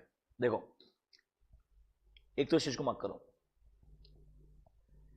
that they have taken proper and sufficient care for maintenance of adequate accounting records in accordance with the provision of the act for two things: safeguarding of assets and for preventing and detecting fraud. देखो बेटा, आपके business के ना बहुत सारे objectives होते हैं, उनमें से सिर्फ दो ऑब्जेक्टिव्स जो हैं वो कवर्ड थे. मैंने आपको याद है वापस से, बिजनेस के बहुत सारे ऑब्जेक्टिव्स हैं. एग्जाम्पल, ऑपरेशंस जो हैं वो इफेक्टिवली एंड एफिशिएंटली कंडक्ट होनी चाहिए. जो आपके फाइनेंशियल रिपोर्ट्स हैं वो रिलायबल होने चाहिए. आपके जो एसेट्स हैं वो सेफगार्ड होने चाहिए. लॉज एंड रेगुलेशंस कंप्लाई होने चाहिए. Prevention, detection and correction of frauds and error. ये सब क्या है? अलग अलग बिजनेस ऑब्जेक्टिव्स है यार जो मैनेजमेंट को इंश्योर करने हैं. आप नोटिस करो इनमें से सिर्फ और सिर्फ फोकस किया जा रहा है दो ऑब्जेक्टिव्स के ऊपर, क्योंकि before this guidance note on IFC पहले हम डीआरएस में सिर्फ यही एक ही पॉइंट आता था. This third point is the only point which is to come कि भाई मैनेजमेंट का ड्यूटी बनता है कि वो एडिक्वेट अकाउंटिंग रिकॉर्ड्स मेंटेन करते हैं एंड इस तरीके से कंट्रोल्स लगा के रखते हैं जिससे वो एसेट्स को सेफगार्ड कर सके एंड फ्रॉड्स को प्रिवेंट या डिटेक्ट कर सकते हैं. फिर बाद में रूल नंबर 8 आया जिसने बोला एक एडिशनल चीज इंक्लूड करना शुरू करो. क्या? That they have laid down. This is the additional point. तो आइडियली पता है कि ये पॉइंट इतना डिटेल में है, इस पॉइंट के बाद में अगर आप मुझे पूछोगे इसकी कोई जरूरत नहीं है. बिकॉज पढ़ो, they have laid down internal financial controls जो कंपनी ने फॉलो करने चाहिए and such controls are adequate and operative and internal financial controls will include all these objectives obviously. But उन्होंने क्या बोला, अभी तक लोगों को आईएफसीज के बारे में डिटेल में समझ नहीं है, इसीलिए हम चाहते हैं ये पॉइंट तो एज इट इज कंटिन्यू होता रहे. इसके अलावा ये एडिशनल पॉइंट को इंक्लूड किया जाए. ये रिस्पॉन्सिबिलिटी है कंपनी के मैनेजमेंट का. ये क्लियरली गाइडेंस ऑन आईएफसी में दिया है और यही आपके सिलेबस में लिख करके दिया है. मैं आपको प्रूव करता हूं, ढंग से सुनो. आई एम श्योर इसको मैंने बहुत ज्यादा बार पढ़ा दिया है, आपको कोई तकलीफ नहीं होनी चाहिए. और आईएफसी क्या होता है याद रखना, मैंने बोला था जो आपका इंटरनल कंट्रोल का डेफिनेशन है वही आईएफसी का डेफिनेशन है, क्योंकि मैंने बोला था आईएफसी फॉर फाइनेंशियल रिपोर्टिंग कुछ अलग कॉन्सेप्ट रहता है. अभी के लिए तुमको नहीं पता तो जाने दो, कोई दिक्कत नहीं है. तुम अभी के लिए समझ लो अनफॉर्चुनेटली इंटरनल कंट्रोल ही इंटरनल फाइनेंशियल कंट्रोल है, जबकि एक्चुअली में अगर आप मुझे पूछोगे internal financial controls should include only those controls which are relevant for financial reporting, पर एक्चुअली ऐसा नहीं है, उनको हम ICFR बोलते हैं, internal controls of financial reporting, वो अलग से वर्ड एग्जिस्ट करता है। तो IFC एंड ICFR में डिफरेंस होता है technically, which I tried to explain to you guys with a guidance note. अगर आपको याद है तो अच्छा बात है, नहीं तो कोई दिक्कत नहीं, एग्जाम में उसकी कोई आवश्यकता नहीं है, बिकॉज वो तुम्हारे सिलेबस के बिल्कुल परे है। अभी के लिए let's understand the definition of IFC, let's understand 134 and 143 subsection 3 clause number I। पढ़े क्या? अरे पढ़े क्या भाई? आजा।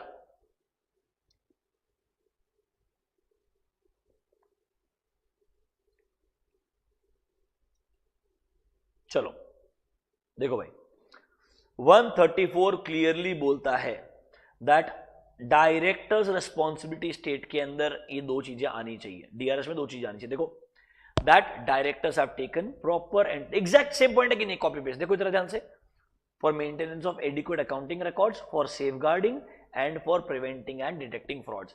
हाँ, ये पहले से ही आता था, even in the old act ये पॉइंट एग्जिस्ट करता था। नए एक्ट में इसके साथ में इसको इंक्लूड करने के लिए बोला, this is additional, that directors in case of a listed company as well as other companies, I told you the applicability of IFCs nowadays are applicable for even bigger entities, have laid down IFCs to be followed by the company and such IFCs are adequate and operating effectively। ये दोनों चीजें आएगी, सिर्फ ये नहीं आएगा, दोनों के दोनों आने चाहिए। अब देखो, what do you mean by the internal financial control? Same definition, वही same objective। Sir, IFCs are those processes or policies and procedures which are adopted by the company for ensuring, देखो same objective है, orderly and efficient conduct of business, these two points are connected, safeguarding of entities assets, preventing and detecting frauds and errors, completeness and accuracy of accounting records, ये दोनों point मिलकर के financial reporting का reliability के बारे में बात करते हैं। वही सेम ऑब्जेक्टिव मैंने जो आपको लिख के दिए थे वही यहां पर लिखे, क्योंकि वही डेफिनेशन है इंटरनल फाइनेंशियल कंट्रोल्स का। फिर जरा देखो 143 क्या बोलता है कि भाई ऑडिटर का ड्यूटी बनता है under 143 subsection 3 clause number I कि उसे रिपोर्ट करना पड़ेगा कि क्या कंपनी के पास में एडिक्वेट इंटरनल फाइनेंशियल कंट्रोल्स है and are they operating effectively और नॉट। ये मैंने आपको बोला था दैट आप कंट्रोल्स एग्जिस्ट करते हैं क्या, क्या ढंग से डिजाइंड है क्या कंपनी के हिसाब से, क्या वो ढंग से ऑपरेट करते हैं क्या वो कंटिन्यूअसली ऑपरेट करते हैं क्या, सब पढ़ाया हुआ मैंने आपको ये चीज। और ये आपको आपके ऑडिट रिपोर्ट के अंदर याद है, reporting on other legal and regulatory requirement, वहां पर एक अलग से एनेक्सर अटैच करना पड़ता है, उस अलग से एनेक्सर के अंदर आपको अपना ओपिनियन देना पड़ता है। एंड आई एम श्योर मैंने वो एनेक्सर आपको बहुत ज्यादा बार मल्टीपल टाइम्स दिखाया है। Are you able to recall that annexure 143 subsection 3 clause number आएगा? अरे यस और नो? ठीक है भाई, तो गाइडेंस नोट पे आ जाओ। मैं चाहता हूं यहां पे क्वेश्चन आए, पर I really doubt, I tell you honestly. अरे ऑडिट में नहीं पूछा यार, ये इसमें क्या पूछेंगे, पर कभी ना कभी तो आएगा जिंदगी में। Let's be positive about this. तो देखो 143 subsection 3 clause number I requires auditor कि उसको रिपोर्ट करना पड़ेगा कि कंपनी के पास में दो इंपॉर्टेंट वर्ड्स है, एडिक्वेट इंटरनल फाइनेंशियल कंट्रोल्स है एंड क्या वो ऑपरेट करते हैं या नहीं इफेक्टिवली। अब देखो मैनेजमेंट का रिस्पॉन्सिबिलिटी क्या है, मैनेजमेंट का रिस्पॉन्सिबिलिटी है कि उसको 134 सबसेक्शन 5 की वजह से, याद है DRS इंक्लूड करना पड़ता है, उसमें सर दोनों चीजें आएगी। ये देखो डेफिनेशन वापस आ गया IFC का, पढ़ो जरा वापस डेफिनेशन लिखा आएगा, जल्दी जल्दी पढ़।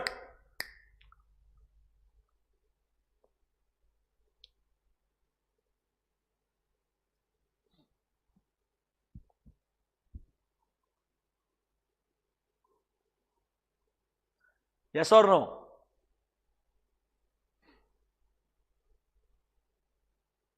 ठीक है, अब ये क्या है, रूल नंबर 8 क्या बोलता है? रूल नंबर 8 ये बोलता है कि आज तक आप सिर्फ, मतलब 1956 तक आप सिर्फ यही पॉइंट इंक्लूड करते थे, अब आपको ये भी इंक्लूड करना पड़ेगा, मतलब एक ब्रॉडर वर्ड यूज करना पड़ेगा। हां, डायरेक्टर्स एक्सेप्ट कर रहे हैं कि उन्होंने अच्छे इंटरनल फाइनेंशियल कंट्रोल्स को लेट डाउन किया है एंड वो ढंग से ऑपरेट कर रहे हैं। देखो रूल नंबर 8 चाहता है बोर्ड ऑफ डायरेक्टर्स रिपोर्ट करें कि वो क्या उन्होंने in respect of adequacy of IFCs properly maintain किया या नहीं किया। देखो ये लाइन कि भैया सिर्फ ये लाइन आने की वजह से ये खत्म हो जाएगा, ऐसा नहीं है। As I told you, both will be together, मतलब this will be in addition to this, मतलब ये लाइन ऐसे ही आते रहेगी। आप कोई भी कंपनी का DRS निकाल लेना, ये ऐसे ही मिलेगा और ये पॉइंट भी ऐसे ही मिलेगा। देखो आखिरी पॉइंट ये बोलता है, the inclusion of this matter that company ने आईएफसीज मेंटेन किए हैं. Relating to IFCs is in addition to the requirement कि that they have taken proper care and sufficient blah blah blah blah blah. Same point. तो basically ये point के साथ साथ में एडिशनली ये आईएफसी वाला पॉइंट इंक्लूड करना है. ये rule number 8 and guidance note clarify कर देता ताकि कोई अगर एमसीक्यू आया तो पता है क्या अच्छा एमसीक्यू वो बोलेगा आफ्टर कंपनीज एक्ट 2013 क्या आपको जो पुराना वाला पॉइंट है ना that they have taken proper and sufficient care ये इंक्लूड करने की जरूरत नहीं है डीआरएस के अंदर. ये एमसीक्यू में आ सकता है. अरे भाई ऐसा नहीं है, दोनों इंक्लूड करना पड़ेगा because rule 8 along with the guidance note on IFCs clearly चाहता है दैट मैनेजमेंट का ड्यूटी बनता है वो दोनों पॉइंट को रखना चाहिए. ठीक है क्या भाई?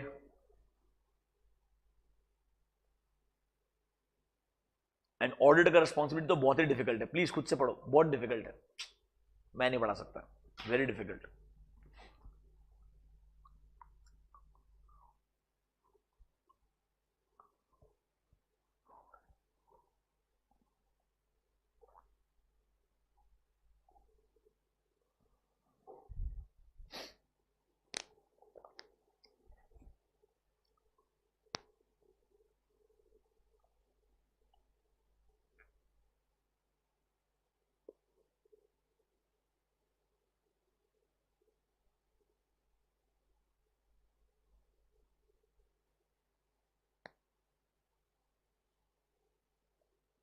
Done.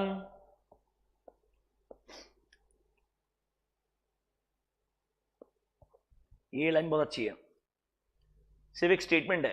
A material weakness in internal controls में exist even when financial statements are not. तो भैया अगर आपके आईएफसीज में एक मटेरियल वीकनेस है इसका मतलब ये कंपल्सरी नहीं है कि फाइनेंशियल स्टेटमेंट्स के अंदर मटेरियल स्टेटमेंट होना ही चाहिए. I would always say if there are material weakness in the design of internal controls, इसका impact financial statement पे आ सकता है पर हमेशा आए ये जरूरी नहीं है. मे बी कंट्रोल्स वीक रहेंगे बट स्टिल कोई फ्रॉड नहीं हुआ होगा, कोई गलती नहीं हुई होगी. That might still be possible. I hope you get that point. ठीक है?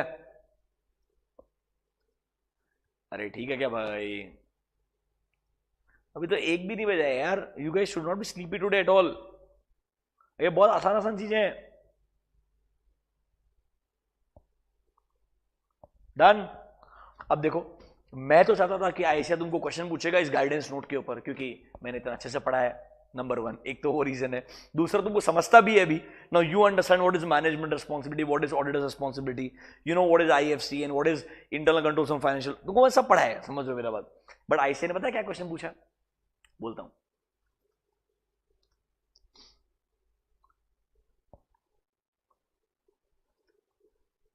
आई थिंक May 19 का पेपर है ये. Question 1, read this question.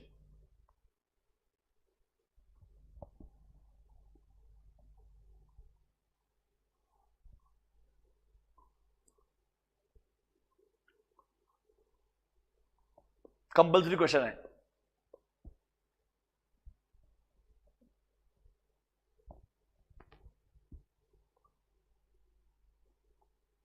Do you agree with मी?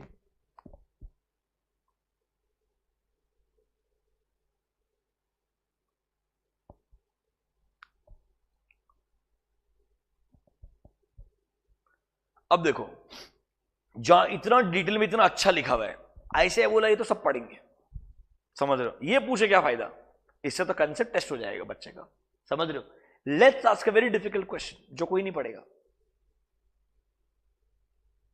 इस सब के नीचे छोटा सा एक पॉइंट है and I tell you what, ये क्वेश्चन नहीं है यार. कंट्रोल मेरे को जब भी ऐसी चीजें पढ़ानी पड़ती है ना बहुत गुस्सा आता है बट कोई ऑप्शन नहीं है. मेरे को बताओ कॉर्पोरेट गवर्नेंस क्या होता है? I have told you multiple times that in companies under Companies Act or banking companies, insurance companies, I'm talking about the corporate world, right? Governance structure का मतलब होता है बहुत सारे लॉज एंड रेगुलेशंस के थ्रू राइट्स एंड ड्यूटीज को establish करना, मतलब for example we have different set of board of directors, हर अलग अलग कैटेगरी के डायरेक्टर का अलग अलग रोल्स एंड रिस्पॉन्सिबिलिटीज बनाते हो ताकि वो लोग रेस्पॉन्सिबली स्टेक होल्डर्स के लिए काम कर सकते हैं. And you know that major non compliances नहीं होना in terms of SEBI rules, in terms of LODR, in terms of companies act, ये रिप्रेजेंट करता है कि एक कंपनी का कॉर्पोरेट गवर्नेंस अच्छा है. तो कहना है कॉर्पोरेट गवर्नेंस इनडायरेक्टली एक ऐसा रिलेशनशिप बना रहा है किसके बीच में, stakeholders and the people who are running the company, उनके बीच में, कि भैया the people who are running the company have to ensure that stakeholders को ट्रांसपेरेंटली सारा इंफॉर्मेशन मिलना चाहिए, उनके जितने भी प्रॉब्लम्स है उनको रिजॉल्व करना चाहिए, एंड मोस्ट इंपॉर्टेंटली उस बिजनेस को एथिकल तरीके से रन करना चाहिए. ये मतलब है कॉर्पोरेट गवर्नेंस का. इस पे क्वेश्चन अननेसेसरीली ऐसा बना के क्या मिलेगा, पढ़ो मेरे साथ में. देखो, corporate governance is a framework. Obviously framework मतलब एक पूरा स्ट्रक्चर है जिसमें बहुत सारे रूल्स एंड रेगुलेशंस. अरे हाँ यार, कंपनीज एक्ट के रूल्स है, सेबी के रूल्स है, हर रेगुलेटर के रूल्स रहते हैं यार, जिसमें क्या होने वाला. देखो खुद ये पूरा स्टेटमेंट जो है ना, वही तेरे क्वेश्चन में, by which board of directors ensure करते हैं. क्या इंश्योर करते हैं? Accountability. That means those people who are responsible, क्या उन्होंने अकाउंटेबिलिटी एक्सेप्ट करते हुए उन रिस्पॉन्सिबिलिटीज को फुलफिल किया है क्या. फेयरनेस एंड ट्रांसपेरेंसी, मतलब जितने भी कंपनी की इंपॉर्टेंट इंफॉर्मेशन है क्या वो प्रॉपरली ट्रांसपेरेंट तरीके से डिस्क्लोज किया है ताकि उनकी जो रिलेशनशिप है, उनके जितने भी स्टेक होल्डर्स है उनके साथ में, वो अच्छे से मेंटेन रहे. यही क्वेश्चन है. अब देखो, the corporate governance framework consist of, point number 1 देखो, एक्सप्लिसिट एंड इम्प्लिसिट, या तो ऑफिशियली ऑन पेपर या बाय डिफॉल्ट कुछ ऐसे कॉन्ट्रैक्ट्स रहेंगे किसके बीच में, कंपनी एंड स्टेक होल्डर्स के बीच में, regarding responsibilities, rights and duties and rewards. ठीक है यार, कॉर्पोरेट गवर्नेंस का मतलब ही ये है कि हाँ भाई, बोर्ड ऑफ डायरेक्टर्स क्यों एग्जिस्ट करते हैं, because they are the indirect owners, they have to run the company ethically. That's all shareholders deserve to have a transparency in terms of all important information. फिर देखो, अगर conflicts रहते हैं हमारे stake holders के, उनको resolve करना चाहिए. देखो जरा ध्यान से, there should be procedures for reconciling the conflicts of interest of shareholders in accordance with duties, privileges and rules.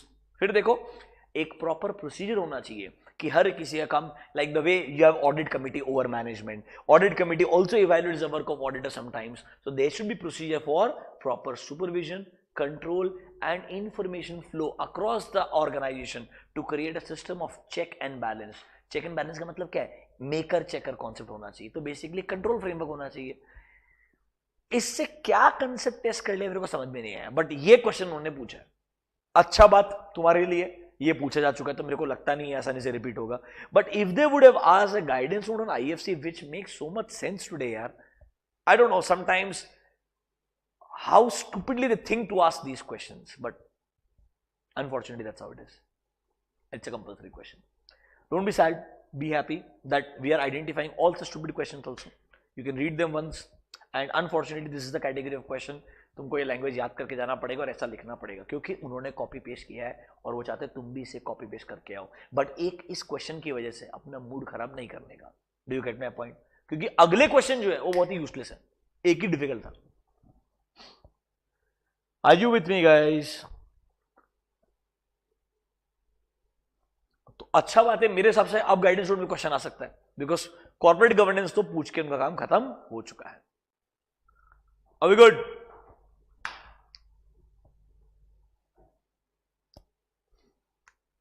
अब इस चैप्टर के इस पार्ट के अंदर we have information technology act.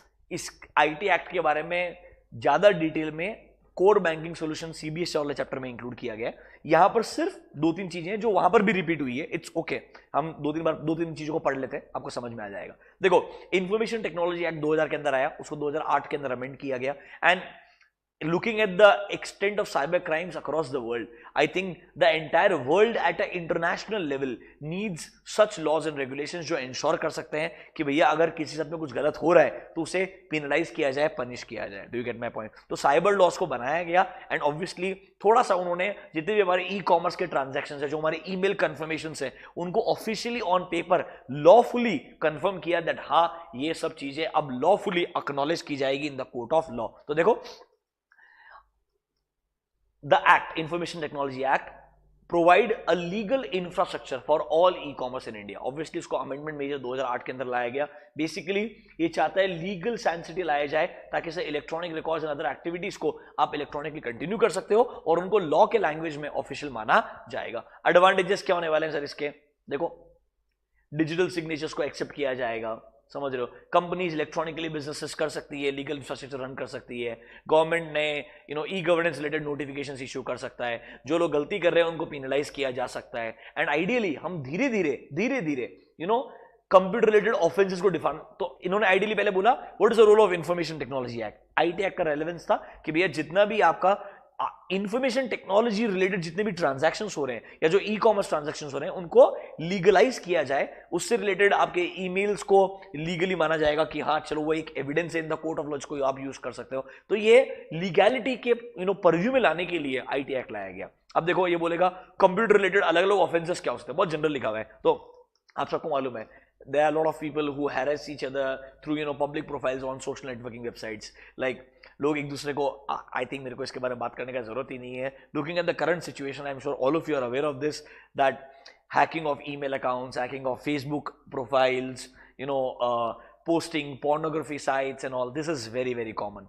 Credit card frauds, मतलब रादर मैं आपको बता रहा हूं जितनी अच्छी चीजें हैं उससे बुरी चीजें बहुत ज्यादा खराब होती जा रही है। वेब डिफेसमेंट, मतलब एक वेबसाइट के होम पेज को हैक करके उसके ऊपर डिफेमेटरी कंटेंट को पोस्ट कर देना, साइबर टेररिज्म, मतलब अपने इंपॉर्टेंट कॉन्फिडेंशियल जो इलीगल डेटा है, इलीगल इंफॉर्मेशन है, उसको कहीं ना कहीं तरीके से हाइड करना, साइबर पोर्नोग्राफी हो गया, थेफ्ट ऑफ कॉन्फिडेंशियल इंफॉर्मेशन, मतलब stealing important information. So this all is part of my computer related offences.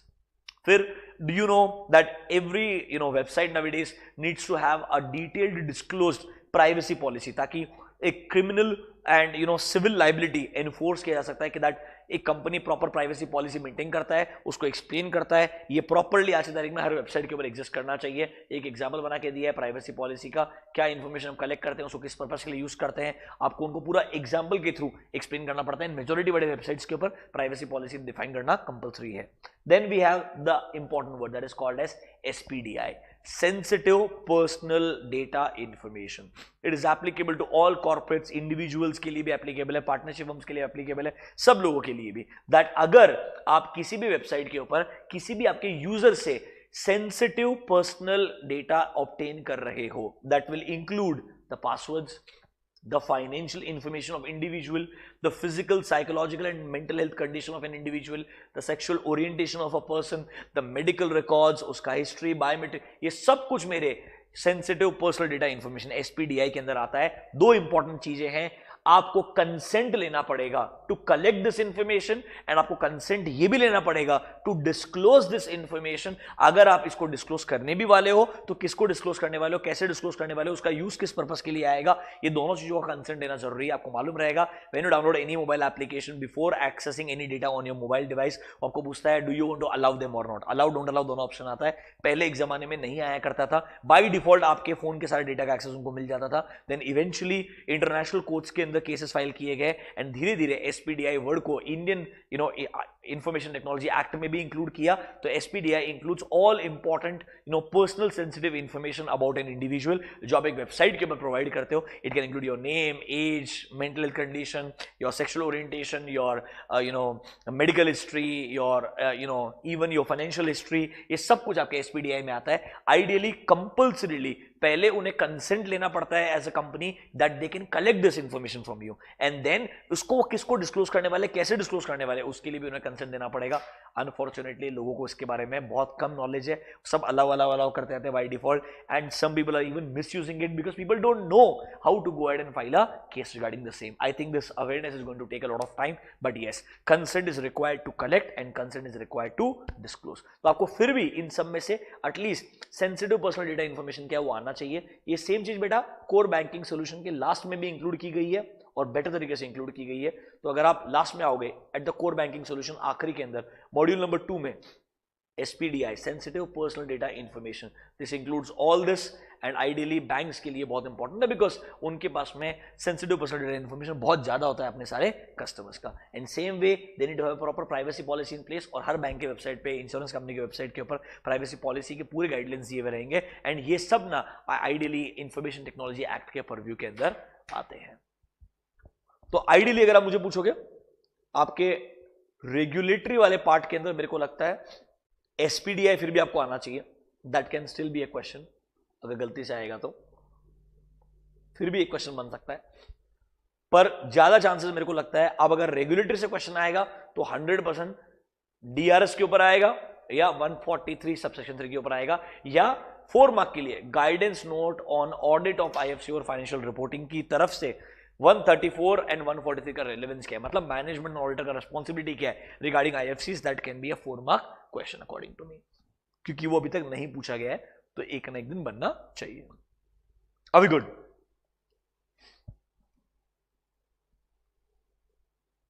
समझा क्या?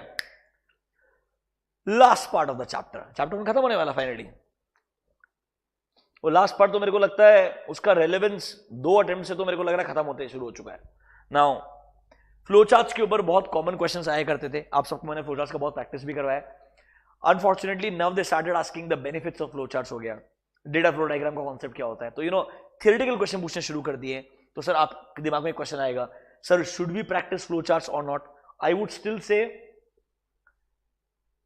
इस अटेम्प्ट के लिए प्रैक्टिस करके जाओ, मेरे को अभी भी लगता है एटलीस्ट 2-3 फ्लोचार्ट के अच्छे वाले जो क्वेश्चंस हैं मैं मार्क करवा देता हूं, मॉड्यूल में भी दिए हैं आपको, और मैंने उसके अलावा भी कुछ क्वेश्चंस आपसे शेयर किए थे क्लास के अंदर, but still I would recommend ये 2 क्वेश्चंस एक बार प्रैक्टिस करके जाना। Come to page number 66, a bank has 500 employees, ये वाला question, and 64 example number 2 e commerce website का डिस्काउंट का जो कॉन्सेप्ट था, कैलकुलेशन ऑफ पेमेंट, ये दोनों क्वेश्चंस को प्रैक्टिस करके जाना एक बार।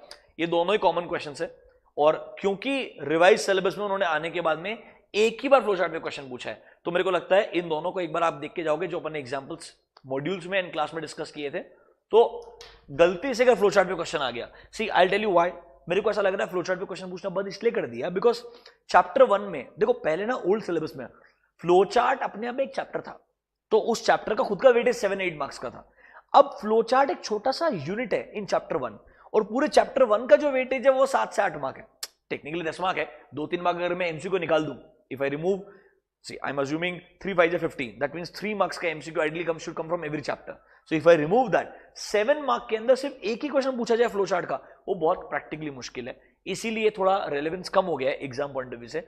बट 6 मार्क के लिए फ्लोचार्ट का क्वेश्चन अभी भी मुझे लगता है एक आध अटेम्प्ट के अंदर आ सकता है, लास्ट 2 अटेम्प्ट से नहीं पूछा जा रहा है, दिस इज एब्सोल्युटली राइट, मैं मना नहीं करूंगा। हाँ, अब मेरे को लगता है और कुछ क्वेश्चन भी नहीं आ सकता है, द रीजन बीइंग एक ही क्वेश्चन बनता था थियोरेटिकली, वो था बेनिफिट्स ऑफ फ्लोचार्ट, जो ऑलरेडी पूछा जा चुका है, बट फिर भी चलो come to page number 62, advantages और benefits of flowcharts, they have already asked this, I think November 19 या मई 19 में आया था ये क्वेश्चन 6 मार्क के लिए। सर फ्लोचार्ट का बेनिफिट क्या है? अगर आप मुझे पूछोगे फ्लोचार्ट का ऑब्जेक्टिव क्या है यार, कि बहुत ही कॉम्प्लिकेटेड जो पूरा डिटेल्ड प्रोसेस है ना, उसको बहुत सिंपल तरीके से समराइज कर सकते हो, तो डॉक्यूमेंटेशन करना बहुत इजी हो जाएगा, फ्लोचार्ट के थ्रू रिलेशनशिप्स कम्युनिकेट करना इजी हो जाएगा, फ्लोचार्ट के थ्रू प्रोसेस को समझना एंड किस पर्टिकुलर डिपार्टमेंट में किस इंसान का क्या रोल है, ये रिलेशनशिप को स्टैब्लिश करना बहुत इजी हो जाएगा। फ्लोचार्ट से आपको एक प्रॉपर बर्ड आई व्यू मिलता है, जिससे आप पता कर सकते हो कि एग्जैक्टली इस प्रोसेस में कहां आपके कंट्रोल्स लैक करते हैं, कहां आपको कंट्रोल्स को इमीडिएटली ठीक करने का जरूरत है। तो flowchart helps you in quicker grasping of entire relationship, it helps you in analysing the overall process better, this helps you in communicating and documenting a process better, this also helps you in getting a overall bird view relation, bird eye view जैसे relationship मिलेगा आपको, जिससे आपको एक पूरा understanding मिल जाएगा इस पूरे प्रोसेस के अंदर एग्जैक्टली कहां वीकनेसेस है, कहां हमको चीजों को ठीक करना चाहिए। तो देखो basics advantages, quicker grasping of relationships across the business process, better analysis हो पाएगा तो आप अच्छे से कम्युनिकेशन भी कर पाओगे, एंड डॉक्यूमेंटेशन का एक एसेंशियल चीज है। देखो हम ना बिजनेस प्रोसेसेस को या तो नैरेटिव रिकॉर्ड के फॉर्म में स्टेप बाय स्टेप लिख सकते हैं, या सर उनको फ्लोचार्ट के फॉर्म में प्रेजेंट कर सकते हैं, समझ रहे हो मेरा बात, या उनको चेकलिस्ट या क्वेश्चनर के फॉर्म में प्रेजेंट कर सकते हैं, ये कुछ अलग अलग तरीके होते हैं, बट फ्लोचार्ट सबसे कॉमन रहता है। ठीक है। प्रोग्राम डीबगिंग, डीबगिंग का मतलब क्या होता है? बग्स मतलब गलतियां या एरर्स, उनको डीबग करना मतलब ठीक करना। तो एक फ्लो चार्ट में आपको एग्जैक्टली कहां कहां लूप होल से एरर्स है वो इजीली आइडेंटिफाई हो जाएंगे और ठीक करना बहुत इजी हो जाएगा। एंड सर आप लोगों का रिस्पॉन्सिबिलिटीज इजीली आइडेंटिफाई कर सकते हो, who is responsible for what at what point, तो इजीली रिस्पॉन्सिबिलिटी स्टैब्लिश कर सकते हो एंड ओवरऑल कंट्रोल्स को अच्छे से मैनेज कर पाओगे आप with the help of flow chart. तो एक थियोरेटिकल तरीके से लिखा है उन्होंने। लिमिटेशन क्या है सर? फ्लो चार्ट में नंबर 1 लॉजिक कॉम्प्लेक्स होता है, मतलब पूरा प्रोसेस समझना पड़ेगा तभी आप फ्लो चार्ट डेवलप कर सकते हो। फिर सर अगर कुछ छोटा मोटा चेंजेस करना है तो कभी कभी पूरा फ्लो चार्ट वापस स्टार्टिंग से डेवलप करना, तो if there is a modification आपको शायद पूरा स्टार्टिंग से उसको रिप्रोड्यूस करना पड़ेगा। या सर कुछ चीजों में जो लिंक्स है अगर वो समझ में नहीं आई, लेट्स से आपने डिजाइन करते वक्त लिंक समझ में आ गया बट जो चेकर है उसको भी समझ में आना चाहिए तुम क्या सोच रहे थे। एंड स्टैंडर्डाइजेशन करना काफी मुश्किल होता है फ्लो चार्ट के अंदर, बिकॉज आसान से फ्लो चार्ट नहीं होते, हर प्रोसेस अलग रहेगा, हर प्रोसेस कॉम्प्लिकेटेड रहेगा। एंड जो बॉक्सेस वगैरह है ना वो भी स्टैंडर्डाइज नहीं होते, जो हमने डिसीजन बॉक्स वगैरह देखे हैं, डायमंड बटन वगैरह देखा है, वो सब भी सेम नहीं रहता है। हर लोग अलग अलग तरीके से अपने बॉक्सेस को चूज करते हैं to depict a particular flow chart and it's fine because flow chart का ऑब्जेक्टिव है पूरा फ्लो ऑफ इंफॉर्मेशन दिखाना इन अ प्रोसेस। तो यस, एडवांटेजेस एंड लिमिटेशंस एक बार रीड कर सकते हो, पर मेरे को तुम्हारे अटेम्प्ट के लिए बहुत इंपॉर्टेंट नहीं लगते हैं बिकॉज इस पे ऑलरेडी क्वेश्चन आ चुका है अकॉर्डिंग टू मी। ठीक है, let's go to the last part, data flow diagram, DFD क्या होता है?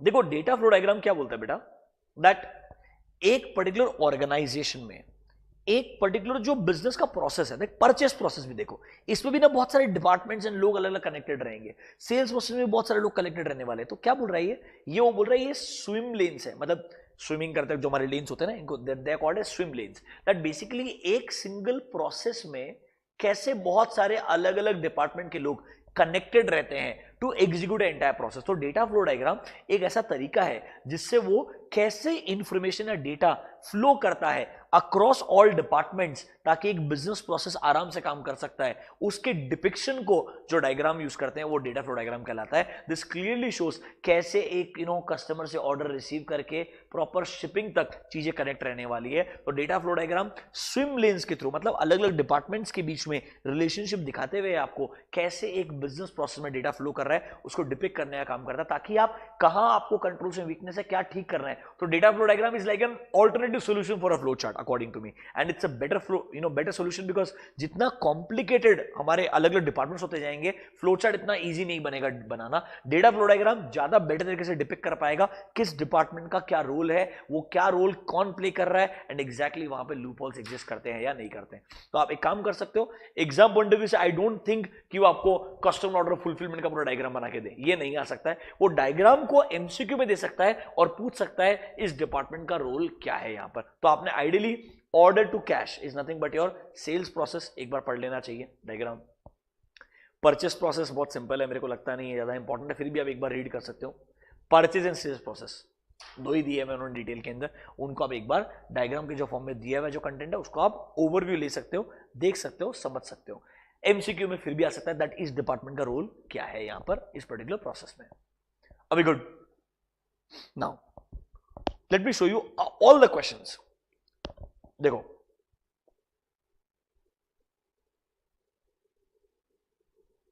नवंबर 19 में एक क्वेश्चन आया जो आपके सिलेबस में अब नहीं है। I tell you what are the inherent risks involve in BPA. ये चीज ना नवंबर 19 तक थी, मे 20 में आई टोल्ड यू तुम्हारे लिए जो रिस्क है वो उन्होंने चेंज कर दिया, अब उन्होंने टाइप्स ऑफ रिस्क डाल दिया है, बिजनेस रिस्क डाल दिया है, टेक्नोलॉजी रिस्क डाल दिया है। तो मुझे लगता है वहां पर क्वेश्चन आ सकता है, ये क्वेश्चन अब आपके सिलेबस में नहीं है। अगर आप आईसीआई मॉड्यूल ढूंढ भी लोगे, मॉड्यूल के अंदर भी इस चीज को उन्होंने निकाल दिया है, बट बेसिकली बीपीए में input risk, processing risk, output risk, basic से रिस्क डाले हैं कि जैसे आप ऑटोमेशन लेके आओगे तो आईटी के रिस्क जो आ जाएंगे वो सब आपके बीपीए के रिस्क बन जाएंगे। But don't worry, this question is not relevant from May 20 onwards. नवंबर 19 तक आपके मॉड्यूल में था, मेरे मॉड्यूल में भी था, मे 20 ऑनवर्ड्स मैंने इसको निकाल दिया बिकॉज आईसीआई ने भी इसको मॉड्यूल से निकाल दिया है। अब आप टेक्नोलॉजी रिस्क पे ज्यादा फोकस कीजिएगा। नेक्स्ट क्वेश्चन देखो, business processes are documented and designed using flow charts to understand the process in a visualised form. Being a business advisor, क्या फ्लो चार्ट है, आप क्या एडवांटेजेस है फ्लो चार्ट के? कोई भी 4 या 5 आप लिख दोगे आपका काम हो जाएगा।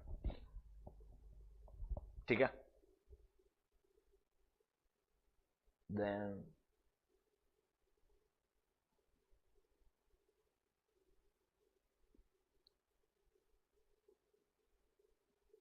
आई थिंक दैट्स मच. चैप्टर 1 से इतने ही क्वेश्चन है, बाकी चैप्टर 2 पे है. May 19, पहला क्वेश्चन आपको मैंने दिखाई दिया कॉर्पोरेट गवर्नेंस का. ऐसा ट्रिकी क्वेश्चन कभी कभी आ सकता है, ठीक है. उसके बाद में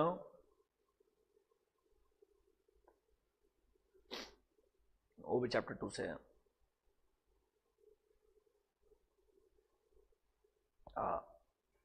एडवांटेजेस ऑफ बीपीआर, मैंने आपको क्वेश्चन कल भी दिखाया था. What are the major benefits of automating a business process. जो भी बेस्ट पॉसिबल एक बिजनेस के लिए बेनिफिट हो सकता है ना, कॉस्ट रिड्यूस हो जाएगा, टाइम बच जाएगा आपका, एफिशिएंसी इंप्रूव हो जाएगा, रेवेन्यू इनहेंस हो जाएगा, डाल सकते हो आप बिंदास. चैप्टर 1 से इतना ही है, बाकी चैप्टर 2 है, वो हम पढ़ने वाले हैं अभी, डोंट वरी. तो अकॉर्डिंग टू मी, अब आपने चैप्टर 1 पे एग्जाम पॉइंट ऑफ व्यू सबसे ज्यादा जो फोकस करना चाहिए, एक बार बता देता हूं, सबसे ज्यादा जहां फोकस करना चाहिए आपने पूरे चैप्टर में, इंपॉर्टेंट मेरे हिसाब से फॉर नवंबर 20 एग्जाम.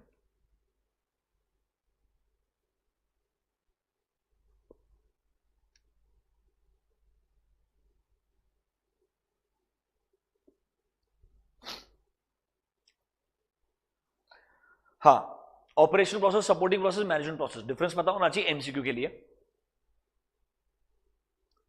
बीपीआर ठीक है, एडवांटेजेस ज्यादा इंपॉर्टेंट नहीं है आई वुड से. स्टेप्स फिर भी एक बार पढ़ लेना 8 के 8, मतलब गलती से फिर से क्वेश्चन रिपीट हो जाए तो there is some chance.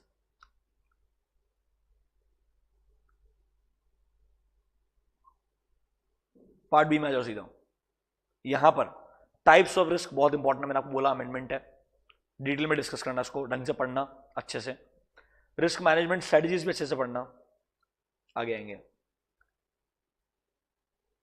Risk management strategies बहुत इंपॉर्टेंट है मेरे हिसाब से, ये आपको पता होना चाहिए सब कुछ. Accept the risk, eliminate the risk, transfer the risk, share the risk, ठीक है.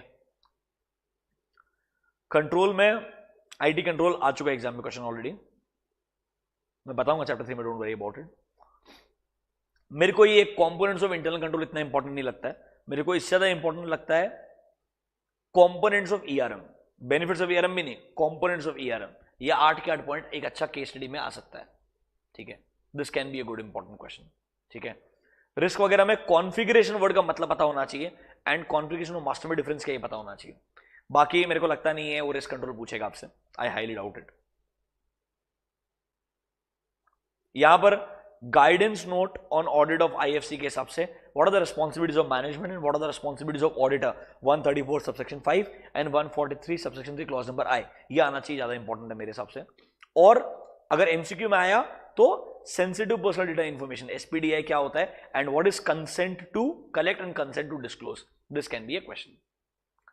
फ्लो चार्ट अगर गलती से क्वेश्चन आएगा तो 6 मार्क के लिए डायरेक्टली फ्लो चार्ट बनाने के लिए क्वेश्चन आएगा, अदरवाइज थियोरेटिकल क्वेश्चन मेरे को यहां से कुछ एक्सपेक्टेड नहीं है.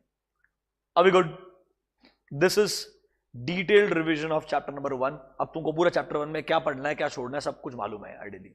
छोड़ना कुछ नहीं चाहिए, आखिरी दिन किधर ज्यादा फोकस करना है ये एटलीस्ट पता दिया गया है, ठीक है. Now will do one thing, will take a break of 1 hour, lunch break, ठीक है, 1 to 2, and around 2 o'clock will start with chapter number 2. Okay, ज्यादा खाना नहीं खाने का, लिमिट में खाना खाने का, ठीक है. 2 to 4 will start. Thank you.